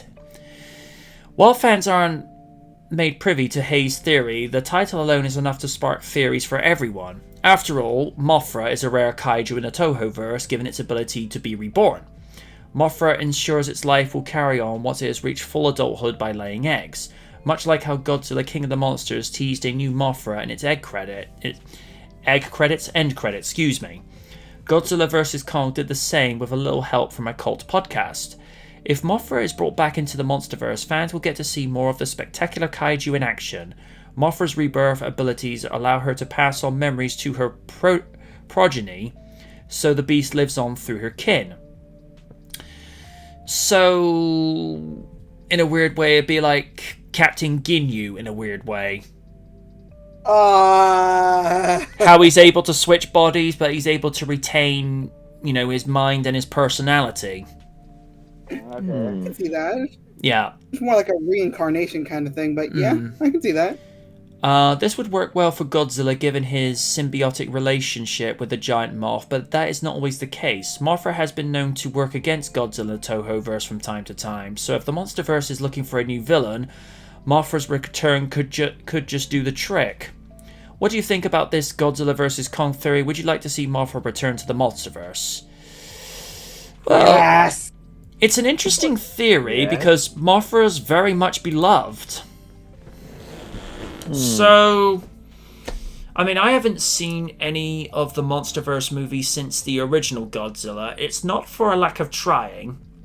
It's just that when the sequels come up, something else pops up in its place, and I think I had something else to watch. Wait, when was King of the Monsters out? May of 2019, so it had very much stiff competition against Avengers Endgame and then Aladdin immediately afterwards. That might have been why, because that summer I was not only watching Endgame, but I was also watching Shazam. Ooh. I like Shazam as a movie because it's a DC movie that actually has heart and humor. Yep. And also,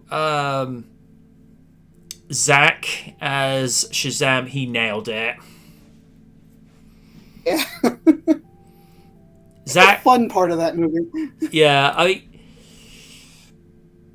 for some actors, it's very difficult to do the thing where it's a child's mind and personality in the adult of a body, although with some adults that requires little effort whatsoever.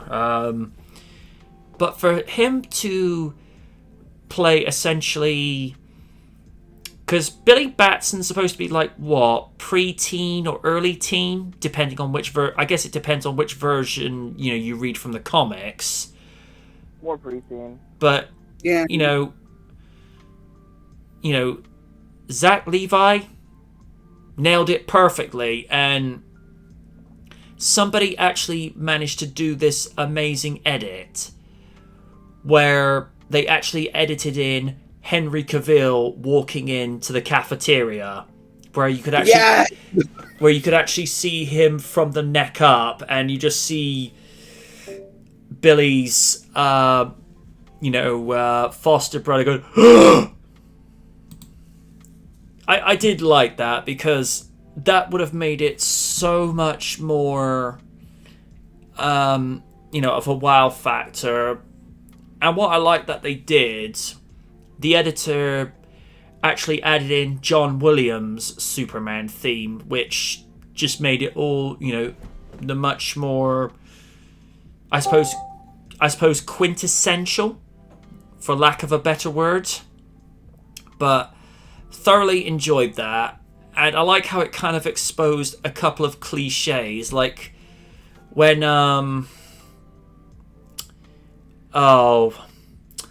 what was the villain's name? Dr. Dr. Savannah, I believe. I like how, he's giving this monologue speech, and she's... Oh god, I love that scene! And she says, like, I can't hear you! Wait, what?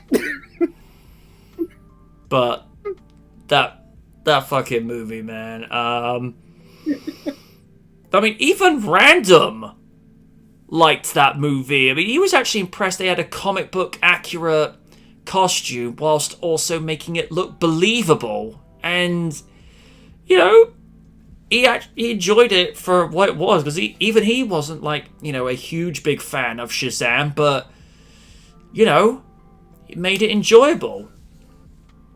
And of course, we're supposed to be getting The Rock as Black Adam. You know that's going to be intense. Oh god, that'll be fun. You know, because at some stage we're likely to see Superman and Black Adam clash fists. And funny thing is, Henry Cavill is actually managed by the same PR team that The Rock is managed by. Oh shit! I did not know.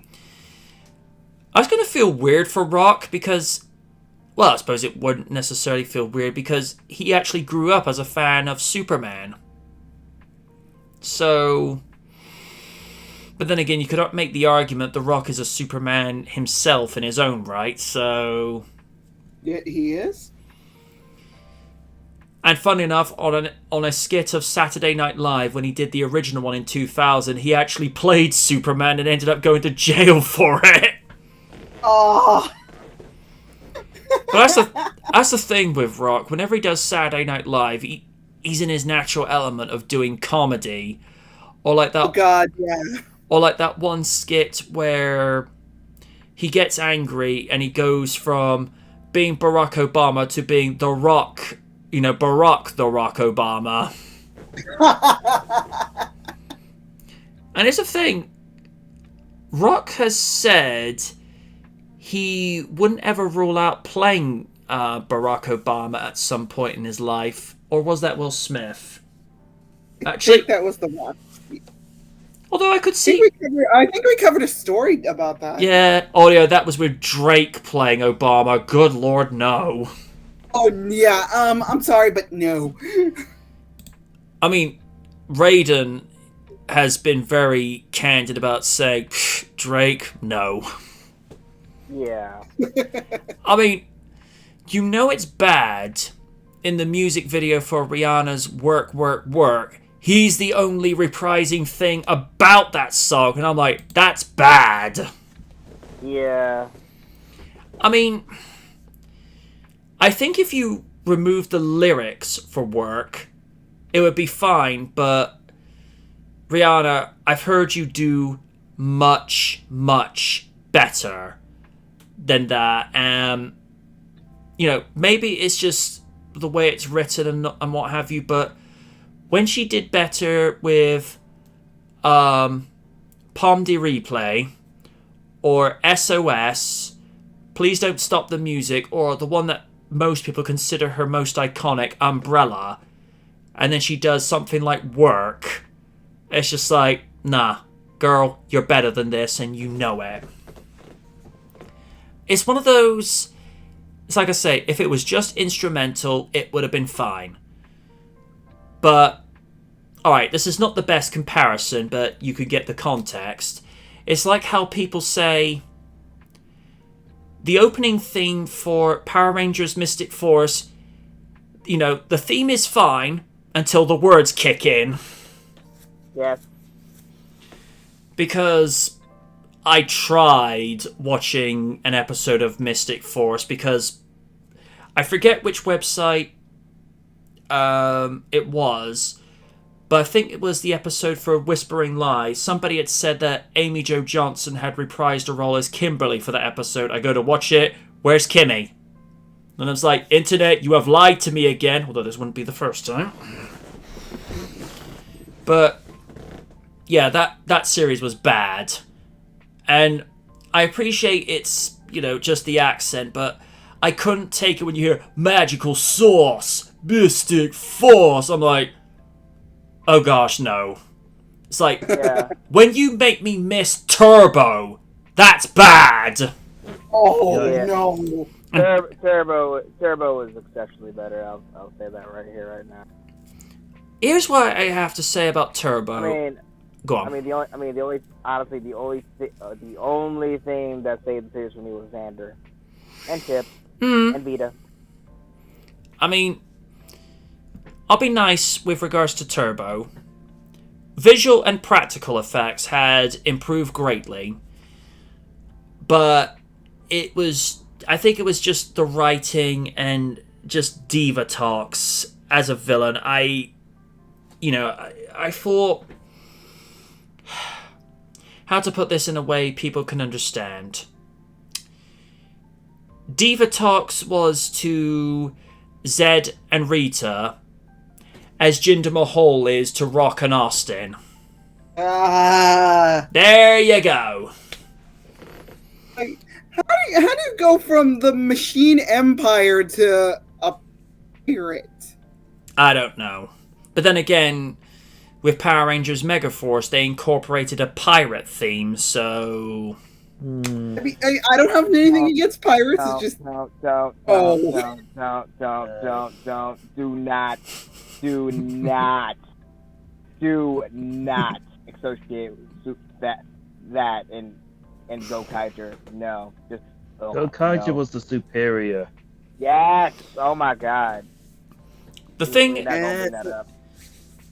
I do like, even though it was so brief, was when they did the 20th anniversary episode, and it was 20 years worth of Ranger teams, and the fact that they had the likes of TJ, Carone, I think they even got Cassie to come back, even Tommy in his Green Ranger form, even like the new... Also Leo from Lost Galaxy, my personal favorite. Red the fact that they recognized Tommy, even though the characters, the ages they were at, probably weren't even born when he first took on the role of the Green Ranger.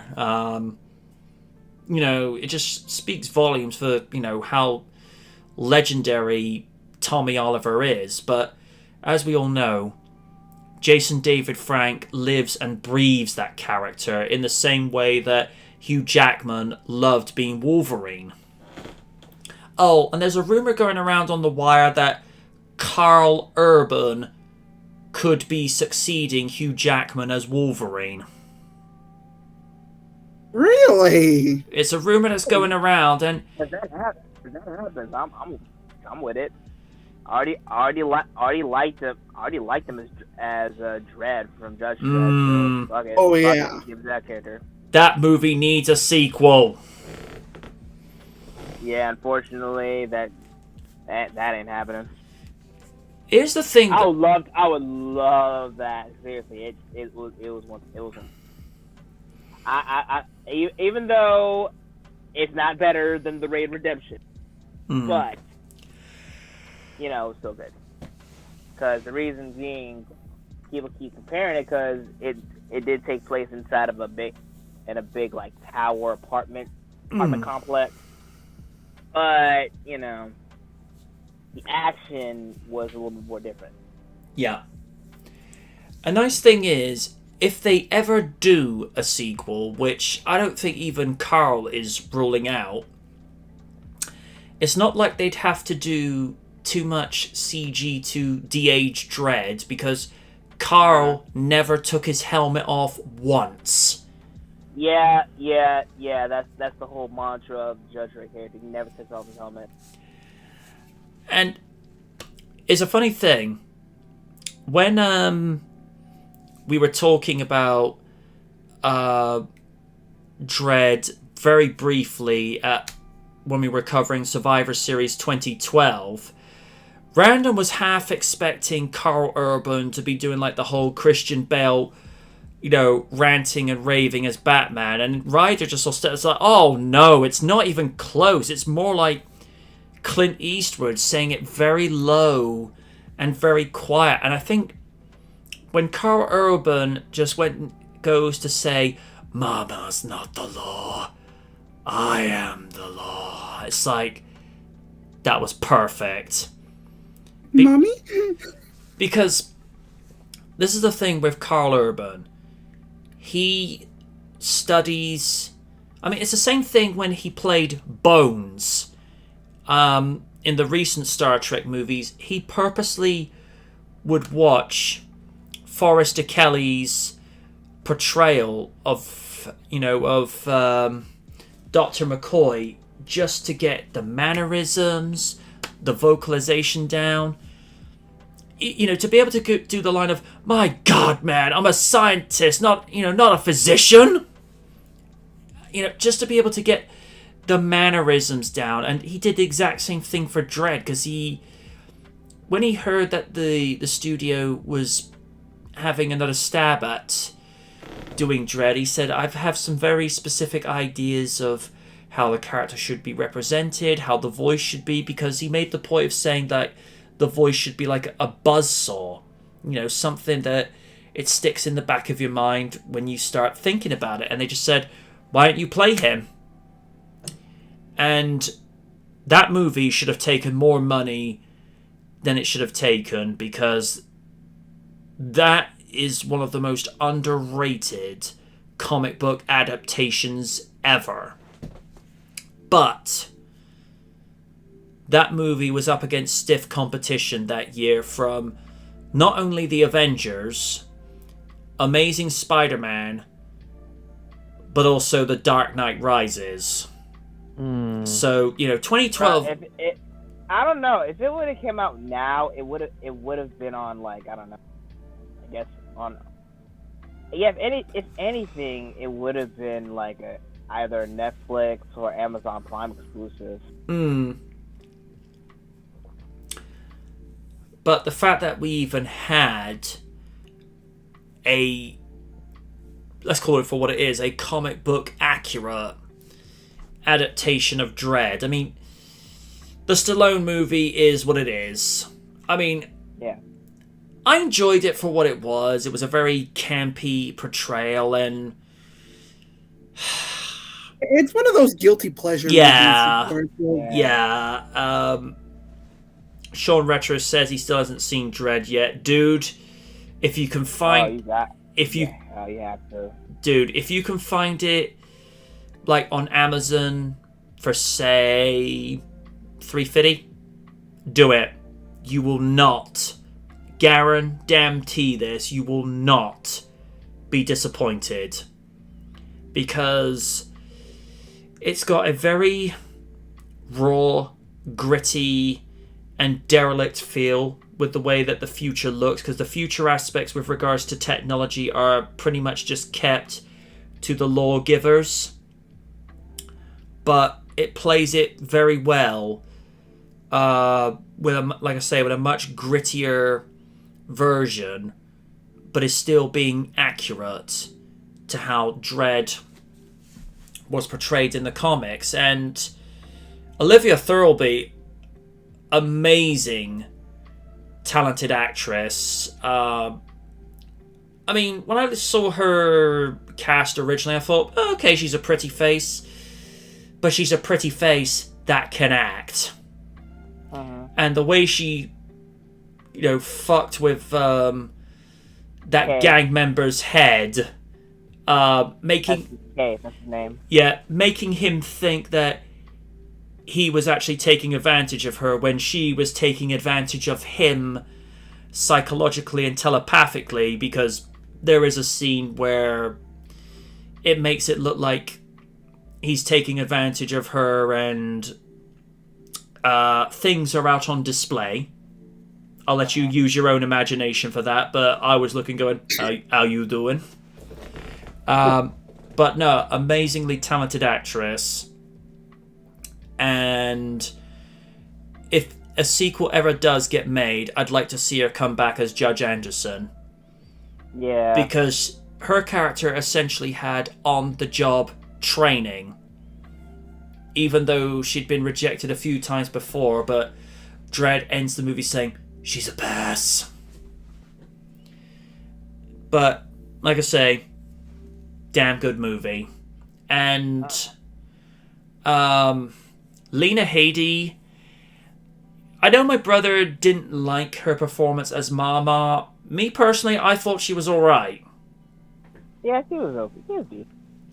Considering this lady not only played Leonidas's love interest in 300, And Cersei in Game of Thrones. and Sarah Connor in the Sarah Connor Chronicles. Which reminds me, I need to watch that series again because that was so underrated and so untimely cut. Because there would have been more episodes in the first season had it not been for, the actors' strike, but it was what it was, but it was nice just to sort of see more of character development for her, because that was the most character development she'd been given since Terminator 2. But as we all know, with Terminator 3, which was made before the TV series, Sarah was gone by that point, and Terminator 2 was just used as the backdrop for the Sarah Connor Chronicles. Did that, it was a bit of a tongue twister, but it's nice just to sort of learn more about the Connor and the Reese family, and the fact you got to see Kyle's older brother Derek. And there's this one moment which I think is quite touching, is when it's John's 16th birthday, where Derek takes him out for an ice cream, and he just so happens to see the past versions of himself and Kyle, and John actually meets his father. Even though he's a little boy at that stage, that was like Derek's birthday present to him. And I thought that was quite touching. But yeah, that as a show, really underrated. But it's always the underrated ones that get cut real short, because I know a lot of people that speak still very highly of Dark Angel, because that was the show that got Jessica Alba's foot in the door. And she's an actress you don't hear about too often these days, which is a real shame, because there's a lot of talent to her. Because most people will remember her as Susan Storm and Susan Richards for her rather, let's call it for what it is. She plays the fall girl in some very unflattering situations in the first two Fantastic Four movies, because whenever she gets pissed off, she goes invisible, and then has a situation where she's materializing and she's just in her underwear, which is like, yeah, that's embarrassing enough for any lady, let alone a superhero. I loved her in in the movie Honey, because that was a dancer that stood her ground when the producer for like these music videos was just being an absolute sleazeball, and says, look, you need to sex this all up and whatnot, all because she refused. In one scene in the movie, her character refused to sleep with him just to get ahead, because the girl actually had principles. And that's when you also saw Missy Elliott making a cameo appearance, because she wanted Honey Daniels as her dance choreographer. The one that not too many people seem to talk about is her performance in Good Luck Chuck. Because I personally like that movie. I think there's something charming about it, aside from the fact that Dane Cook's character is being Charlie Harper but doesn't want to be Charlie Harper. Because the story is one of his exes back in the day put this jinx on him that any girl he goes to sleep with ends up meeting their future husband. And like all these girls, hook up with him just so that it can meet their future husband.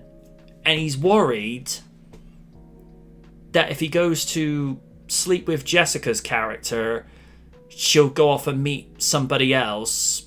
And this was a lady that was like like working with penguins as like a penguin whisperer or something of that nature. It's just a really charming ending where his ex eventually takes like this little jinx off of him, saying like, you know what, you've learned your lesson. It's an underrated movie, and I don't have too much of an opinion about Dane Cook, but you do care about the character of Chuck throughout it. Is it a movie I would review? Let's just put it this way, there's a whole bunch of footage in there I wouldn't be able to show because there's a lot of tits and ass out on display. And Rady goes, and there's Rady going, yes, I'm going to order this on Amazon later. Hey, Raiden likes the honeys. What can I say?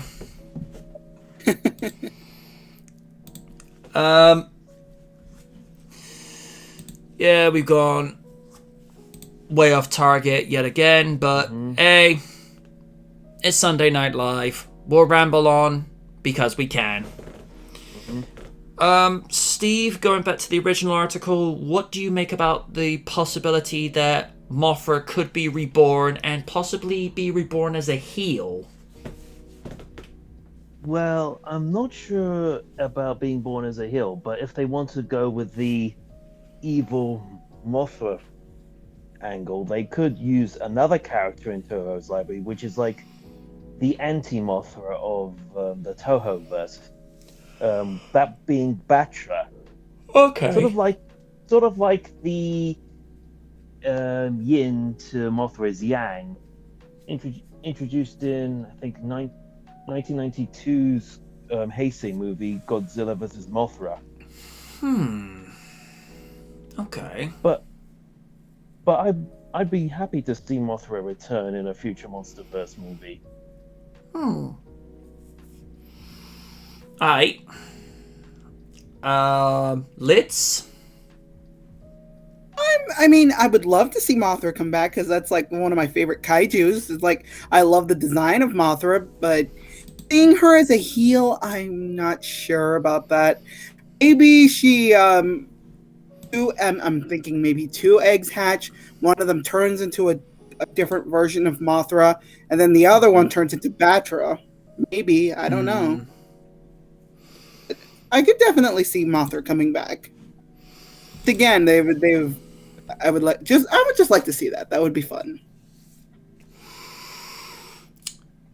And to our resident kaiju and Jedi Master Obi-Raiden, what are your thoughts? Mothra has been a favorite of mine for years at this point. Watching like a lot of the old Mothra movies. Her coming as a heel, I don't know. I hope it makes sense. I hope, I don't know, the big redemption there, because everyone loves Mothra, you know. So I just, you know, I'm just happy this MonsterVerse is still going strong after Godzilla vs. Kong, which is rightfully should. So I'm just want to see what's going to happen.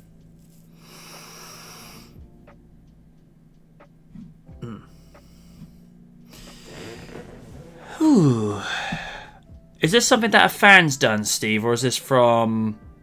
I believe it was from I think a fan animation that I shared with you. A couple of episodes or seasons ago.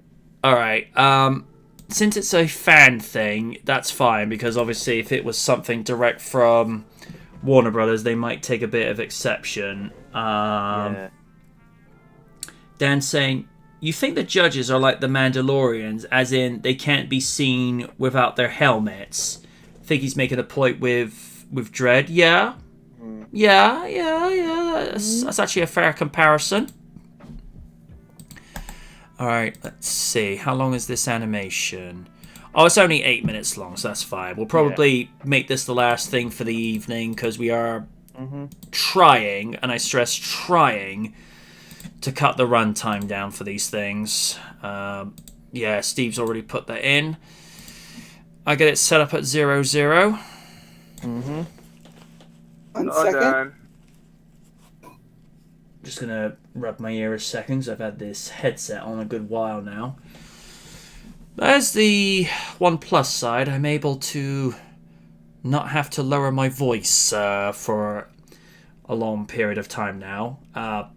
That's the only thing I'm going to go into about that, folks, because there are some things about IRL I'm not going to bring into conversation because it's no one's business but ours. Mm-hmm. Agreed. Of course. Ready at 0-0? That's 0. Samesies. 3, 2, 1. Let the Godzillas roar. Play.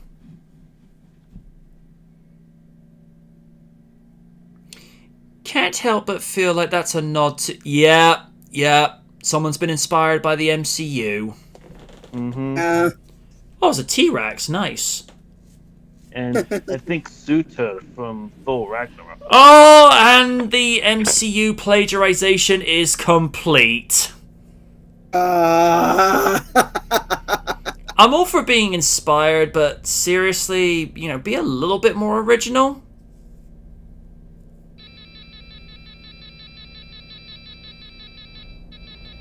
Oh. Oh no, my alarm's going off. Hey, G-Man. Hey. Oh. Godzilla Earth. Oh. And what on earth are you? Void Ghidorah from the anime Netflix trilogy. Ooh. Holy shit. Whoever made this, they've got some genuine talent. Oh. I'm just gonna amp this down just a tiny bit. That's better. Whoa, Godzilla's ripped. Oh. His abs got abs. He did not miss ab day.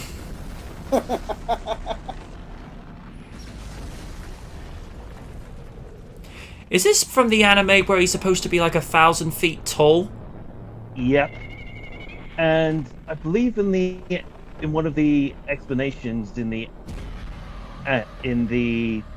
story of the anime trilogy, Godzilla was able to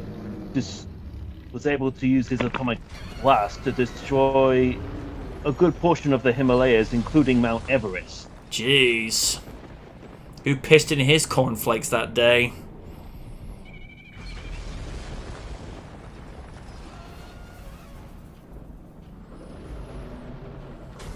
Haha, too slow. Oh, he's a southpaw. I did not know that. Damn. And Ghidorah is, in this incarnation, is an extra-dimensional being. Oh shit. Kind of like Cthulhu. Ugh. Oh, that's terrifying. Can I dress up like that for Halloween? No! No, none of that.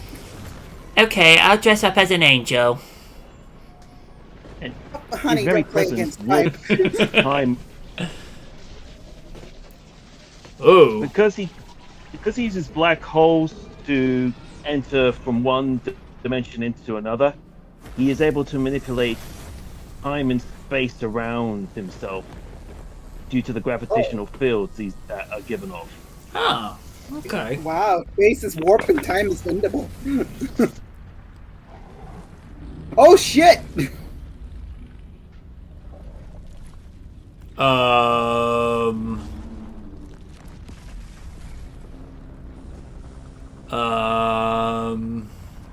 What the hell? Are we stealing notes from Man of Steel here?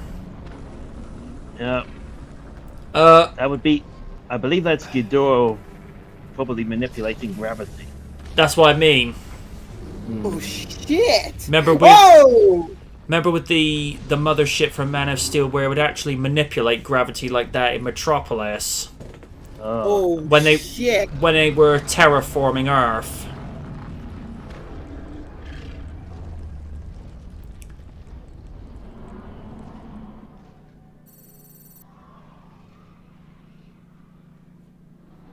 Oh yeah, because this is supposed to be what's underneath the Earth's crust. Yep. Oh. And presumably some of these are supposed to be dinosaurs? Mm-hmm. And what are you supposed to be? Is that lava? Are they eating lava? Okay. Probably. Oh! Whoa! Oh, that's not terrifying at all. Yeah, Giant there's my mantis. nightmare fuel. Hi! I believe that's a reference to Son of Godzilla. Where, they Okay. had where there was an island of giant mantises. As if a praying mantis wasn't scary enough by itself. And the flying snakes are from the latest MonsterVerse movie. Oh, shit! Skull crawlers. It looks Oh like, god, no! it looks like a mixture of an alligator and one of the creepy monsters from Beetlejuice. The sandworms. Yeah. Holy shit. Godzilla is going Got it. critical. Got an ad. You got an ad? Yes, Yeah, sir. I do, but I didn't All want right. to bring it up. Alright. I'm at 536. Where are you at? 517. Right, I'll scale it back a little bit. Yep. Seriously, you got wow. Don't worry, that's the only one. Okay. Alright, I'm back at 517. Let me know when you're all ready. I'm at 517. I'm at 517. 3, 2, 1, resume.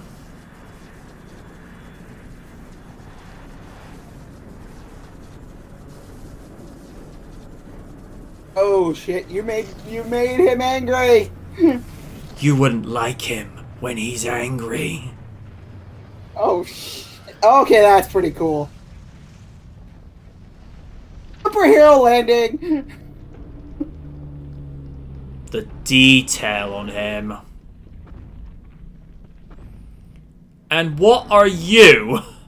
That's a skull crawler. Ugh. Presumably a four-legged one at that. Oh no! Oh no!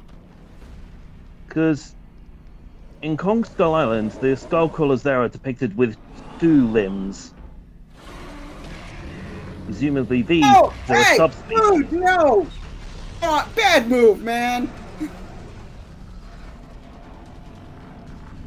As if regular skull crawlers weren't terrifying enough. Oh, Hi. and he's got 3 tongues. He must be a killer with the ladies. Oh, Oh, well that one won't be now. oh, that's a spike.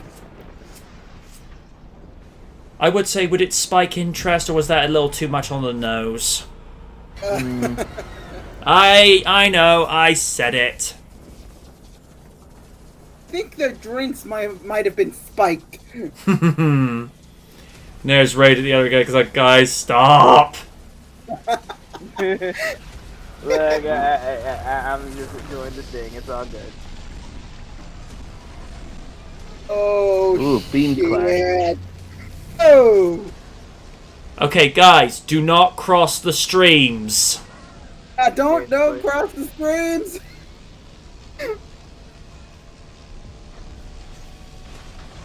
Next thing you know, Godzilla's gonna be fighting the Stay Puft Marshmallow Man. I'd actually pay money to see that. Yeah. All he has to do is fire breath him. It's like, ooh, s'mores. All he needs now is to find a giant waffle mountain. He could have s'mores for days. Oh, Am I seeing this? Are they siphoning his energy? the Yeah. hell? Oh yeah. Oh, the axe. Oh, Yeah. oh, what?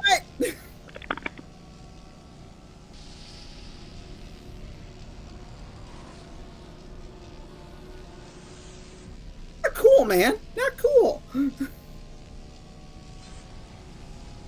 The black holes are converging. Oh, that's, Oh no, oh, that's that- not good.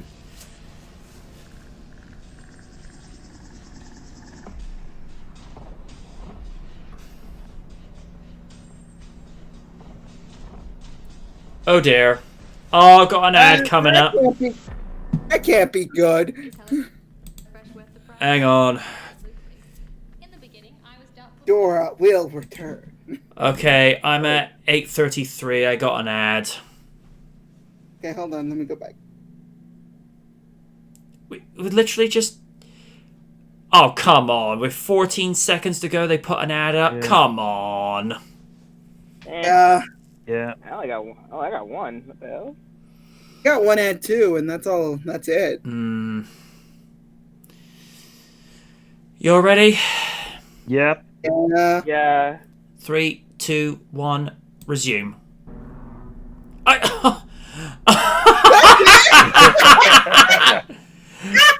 You freaking serious? What you put? Oh, well done, dude. Hey. Wow, I didn't know that. That's awesome. And with Altiori as well. Nice. Ooh, wow. Mhm. That was very well done. Hmm? But seriously, just 14 seconds to go, they place an ad here? What the hell? YouTube's algorithm's probably having a funny 5 minutes, methinks. No comment.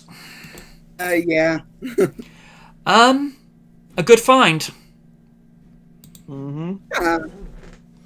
Yeah, that was real enjoyable. Who's the guy? I gotta share with Kaiju at some point to have his opinion on it.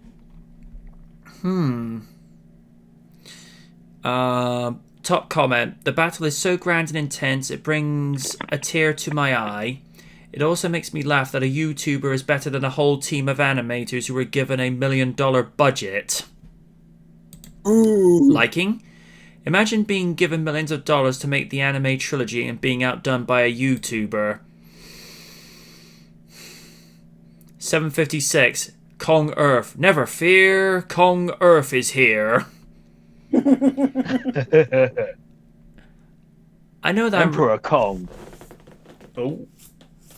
I know I'm reiterating what everyone has said before, but this man needs to be handed the money and rights to do his own thing by Toho. Give him the free reign of the characters, give him some worker drones to speed his process up, and you can imagine 2 hours of this kind of entertainment. Yep, I'd love to have that. Yes.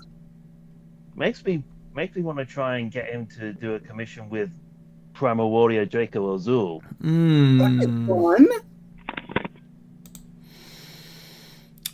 My man's out there doing the entirety of the anime trilogy, the people involved, and the millions of dollars that were ultimately wasted by a Godzilla Earth-sized margin.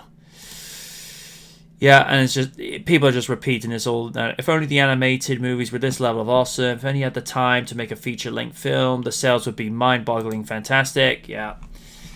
Mm-hmm. Yep, love this guy's work. Give him the budget is all I'm going to say, because this guy clearly knows what he's doing. Mm-hmm. And Better understanding of the characters. Oh yeah, absolutely. And Sean Retro's saying they're not wrong. Indeed, they are not. Yep. Damn. Well, it doesn't look like we're going to be joined by a certain adorable one this evening, but we did stress right at the very beginning, folks, that we didn't know whether she would or wouldn't, because IRL.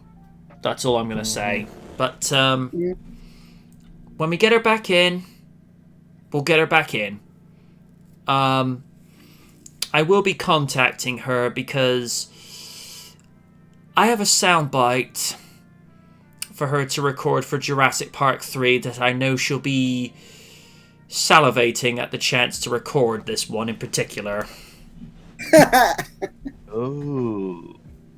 All I will say is, and I'm going to be kind of giving away spoilers with this, what she says will be followed with language.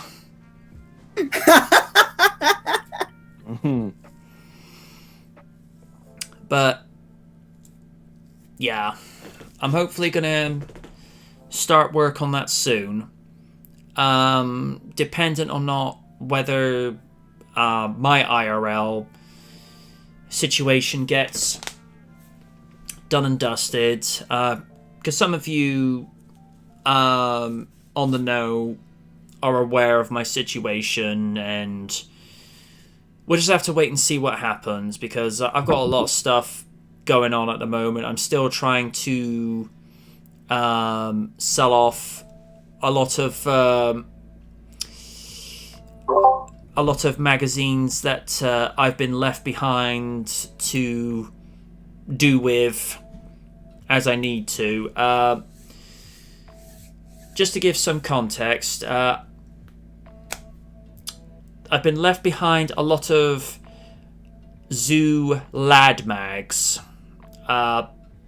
Dear. Okay. Well, Random wasn't going to take his magazines with him, so I was just told, do what you want with them. So I said, okay, eBay it is. For context, some of these magazines are very much sought after. So much so, when I sold them, one of them on eBay previously, for context, the first magazine I sold was originally bought for $2.99. I sold it for $10.50. So there is a niche market, but because eBay UK does not have an adult category, because Zoo is seen as pornographic, when Steve and I would both tell you Zoo is no more pornographic than Page 3 was back in the day, because and here's a little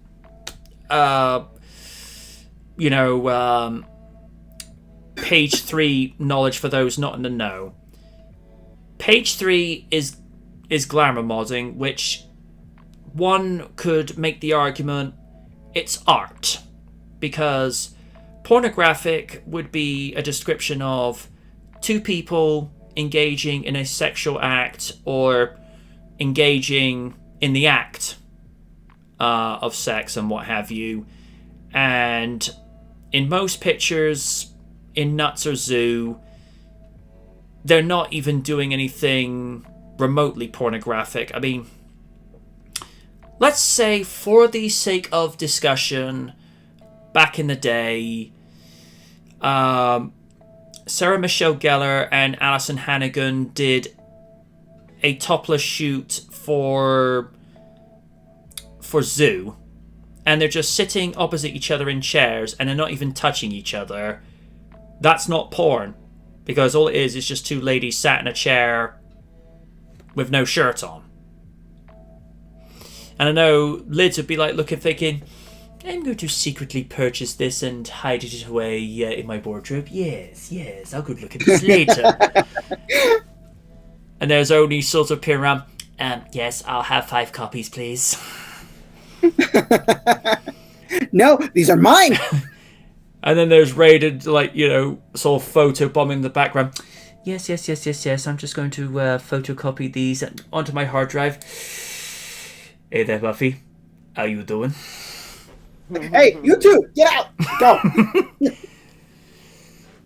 But, it's like I say, folks, topless nude modeling, it's not porn, it's art. If Sarah and Alison Hannigan were... Did I say Alison Hannigan or Eliza? Settle Allison. Thank you.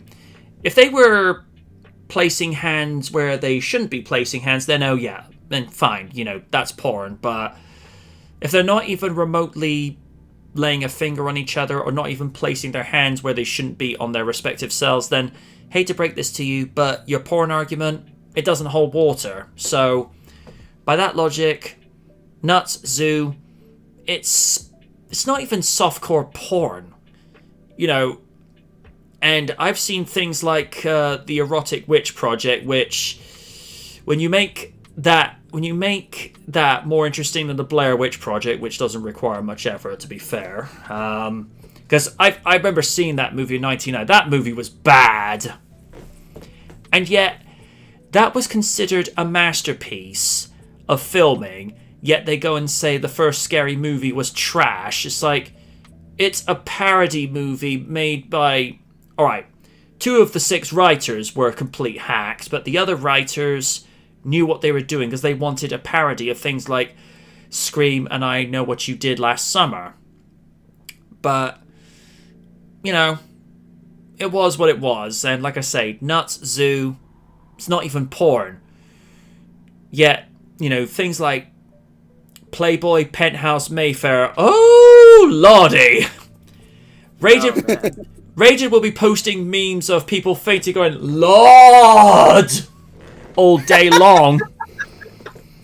Mm-hmm. And then there'll be Lids going, okay, okay, Oni, honey, you can't ever have these magazines. These are mine. They'd be in a lockbox somewhere. No, don't say lockbox. No. You'll never end that subject with him. He hates lockboxes. Oh God, no! Oops. Remember there was a lockbox challenge in TNA? Oh no! Yeah. Ugh. Although one of the lucky knockouts opened one of the lockboxes, pulled out the Knockouts Championship belt, so she got to retain her title, but the rest of them pulled out like...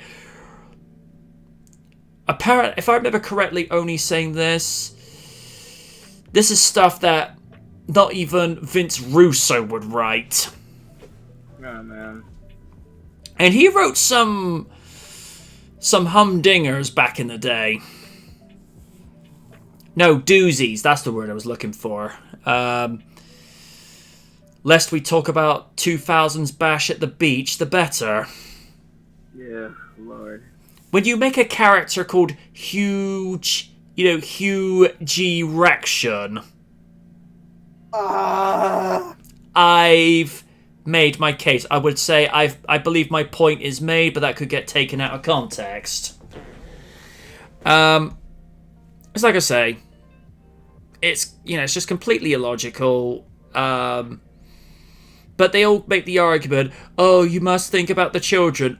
It's like we said earlier, why are you trying to even try and remotely push a lads mag onto a kid when they're not really acceptable until like 16 or 18? Because here's the thing, folks, you can protect your kids all you want to, but some kids discover porn as early as 13 or 14. Not because somebody pushes it onto them, it's because they find out. If a kid watches a sex ed video in high school, are you going to stop, your kids from being taught sex ed in high school when it's part of their curriculum? Don't think so. I only had it like 5th grade. Yeah. So they're going to find out about it eventually, and then you'll have some kid that, will randomly see a page 3 girl back in the day. It's like, okay, Leilani Dowdy, what's your bit? Yes, I'm going to hide these from my mother. Well, that's the thing. Mothers try to keep their boys pure and innocent, and it's the same thing with fathers. Try to keep their daughters, princesses, cupcakes, whatever, nickname they try to add. You can only keep them innocent for so long, because eventually they find out these things for themselves. But yeah, those magazines are up for sale on the American side of eBay because they actually have an adult category, and there's a 2015 Christmas special of Zoo that's up for sale, and someone's currently already bidding for $5 for it. Oh. Well, that's about the equivalency of like £3.60 in the UK, and considering my brother paid $2.99 for it originally, he's getting, getting some money back off of it. And for those that are bidding from the UK side, don't worry, you're not going to have to pay international charges. I'm just going to charge you the standard UK rate for it, but if it happens to go overseas, don't worry about it. I'll give you like an invoice quote, find out how much it is, because to be fair, just to give you some context, when I sold off this 6-inch Flying Superman Returns figure that I originally bought in 2006 for like £6, I sold this thing for £21, and I only ended up paying £15 just to ship it. Considering a magazine is barely even registering in the same weight as that of a collectible figure, it's probably not even going to be, say, £5 or even £6 just to ship for it, because it'd be like, sending a copy of a newspaper from one country to another. It's not going to cost you that much to ship it. So, that's where we are with that. And whenever I've sent things to Dan in the mail, they get there reasonably quickly, but that's because normally where I ship through eBay Global Shipping, I just pay the UK rate because it gets sent to a distribution centre in the UK, and then eBay determines whether it's safe to send across the pond or anywhere else around the world, and then the receivee at the other end, Dan in this case, pays the custom charge. Right. But, that's how it is on there, and, people are interested in these magazines because there's a niche market.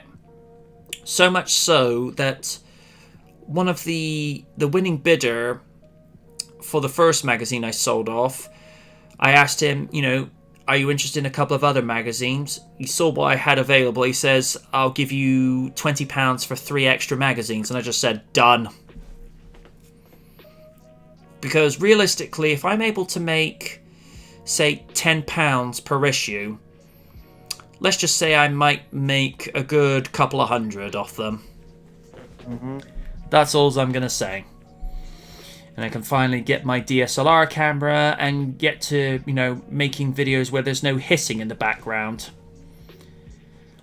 But, that's where we stand. I do actually have a bunch of Simpson old VHSs. Whether people will want them, I don't know, but I'm giving some consideration to taking them to a charity shop because someone will find a use for them. But VHSs are hard sales. I mean, I know a lot of people are getting into the retro market where apparently even someone made a working VHS copy of Sonic the Hedgehog. Why they did that, I don't know. But there's obviously a market for it.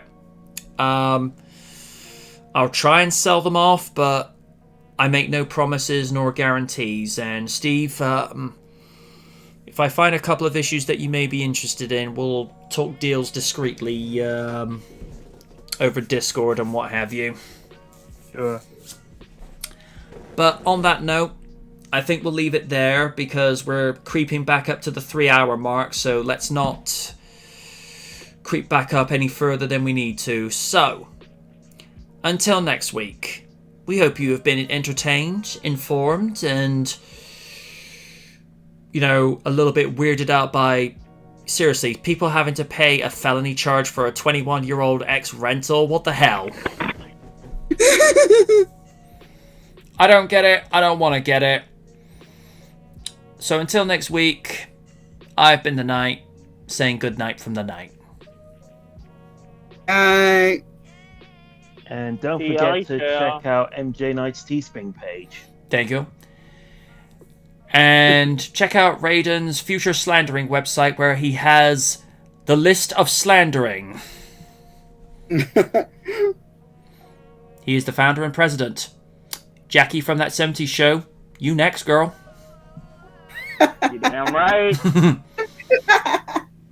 And if you're up for reading comics, don't forget to check out Primal Warrior Draco Azul, written by Kaiju Noir, now available on Amazon and Comixology. Thank you very much, Stephen. Oh, the money's going to be rolling in. I'm in the money. I'm in the money. He comes up, listens like, dude, I do not sound like that. Raiden's like, yes, you do. That was weird. Oh, dear. We're done, folks. Night, Sean. Uh, Yeah. no.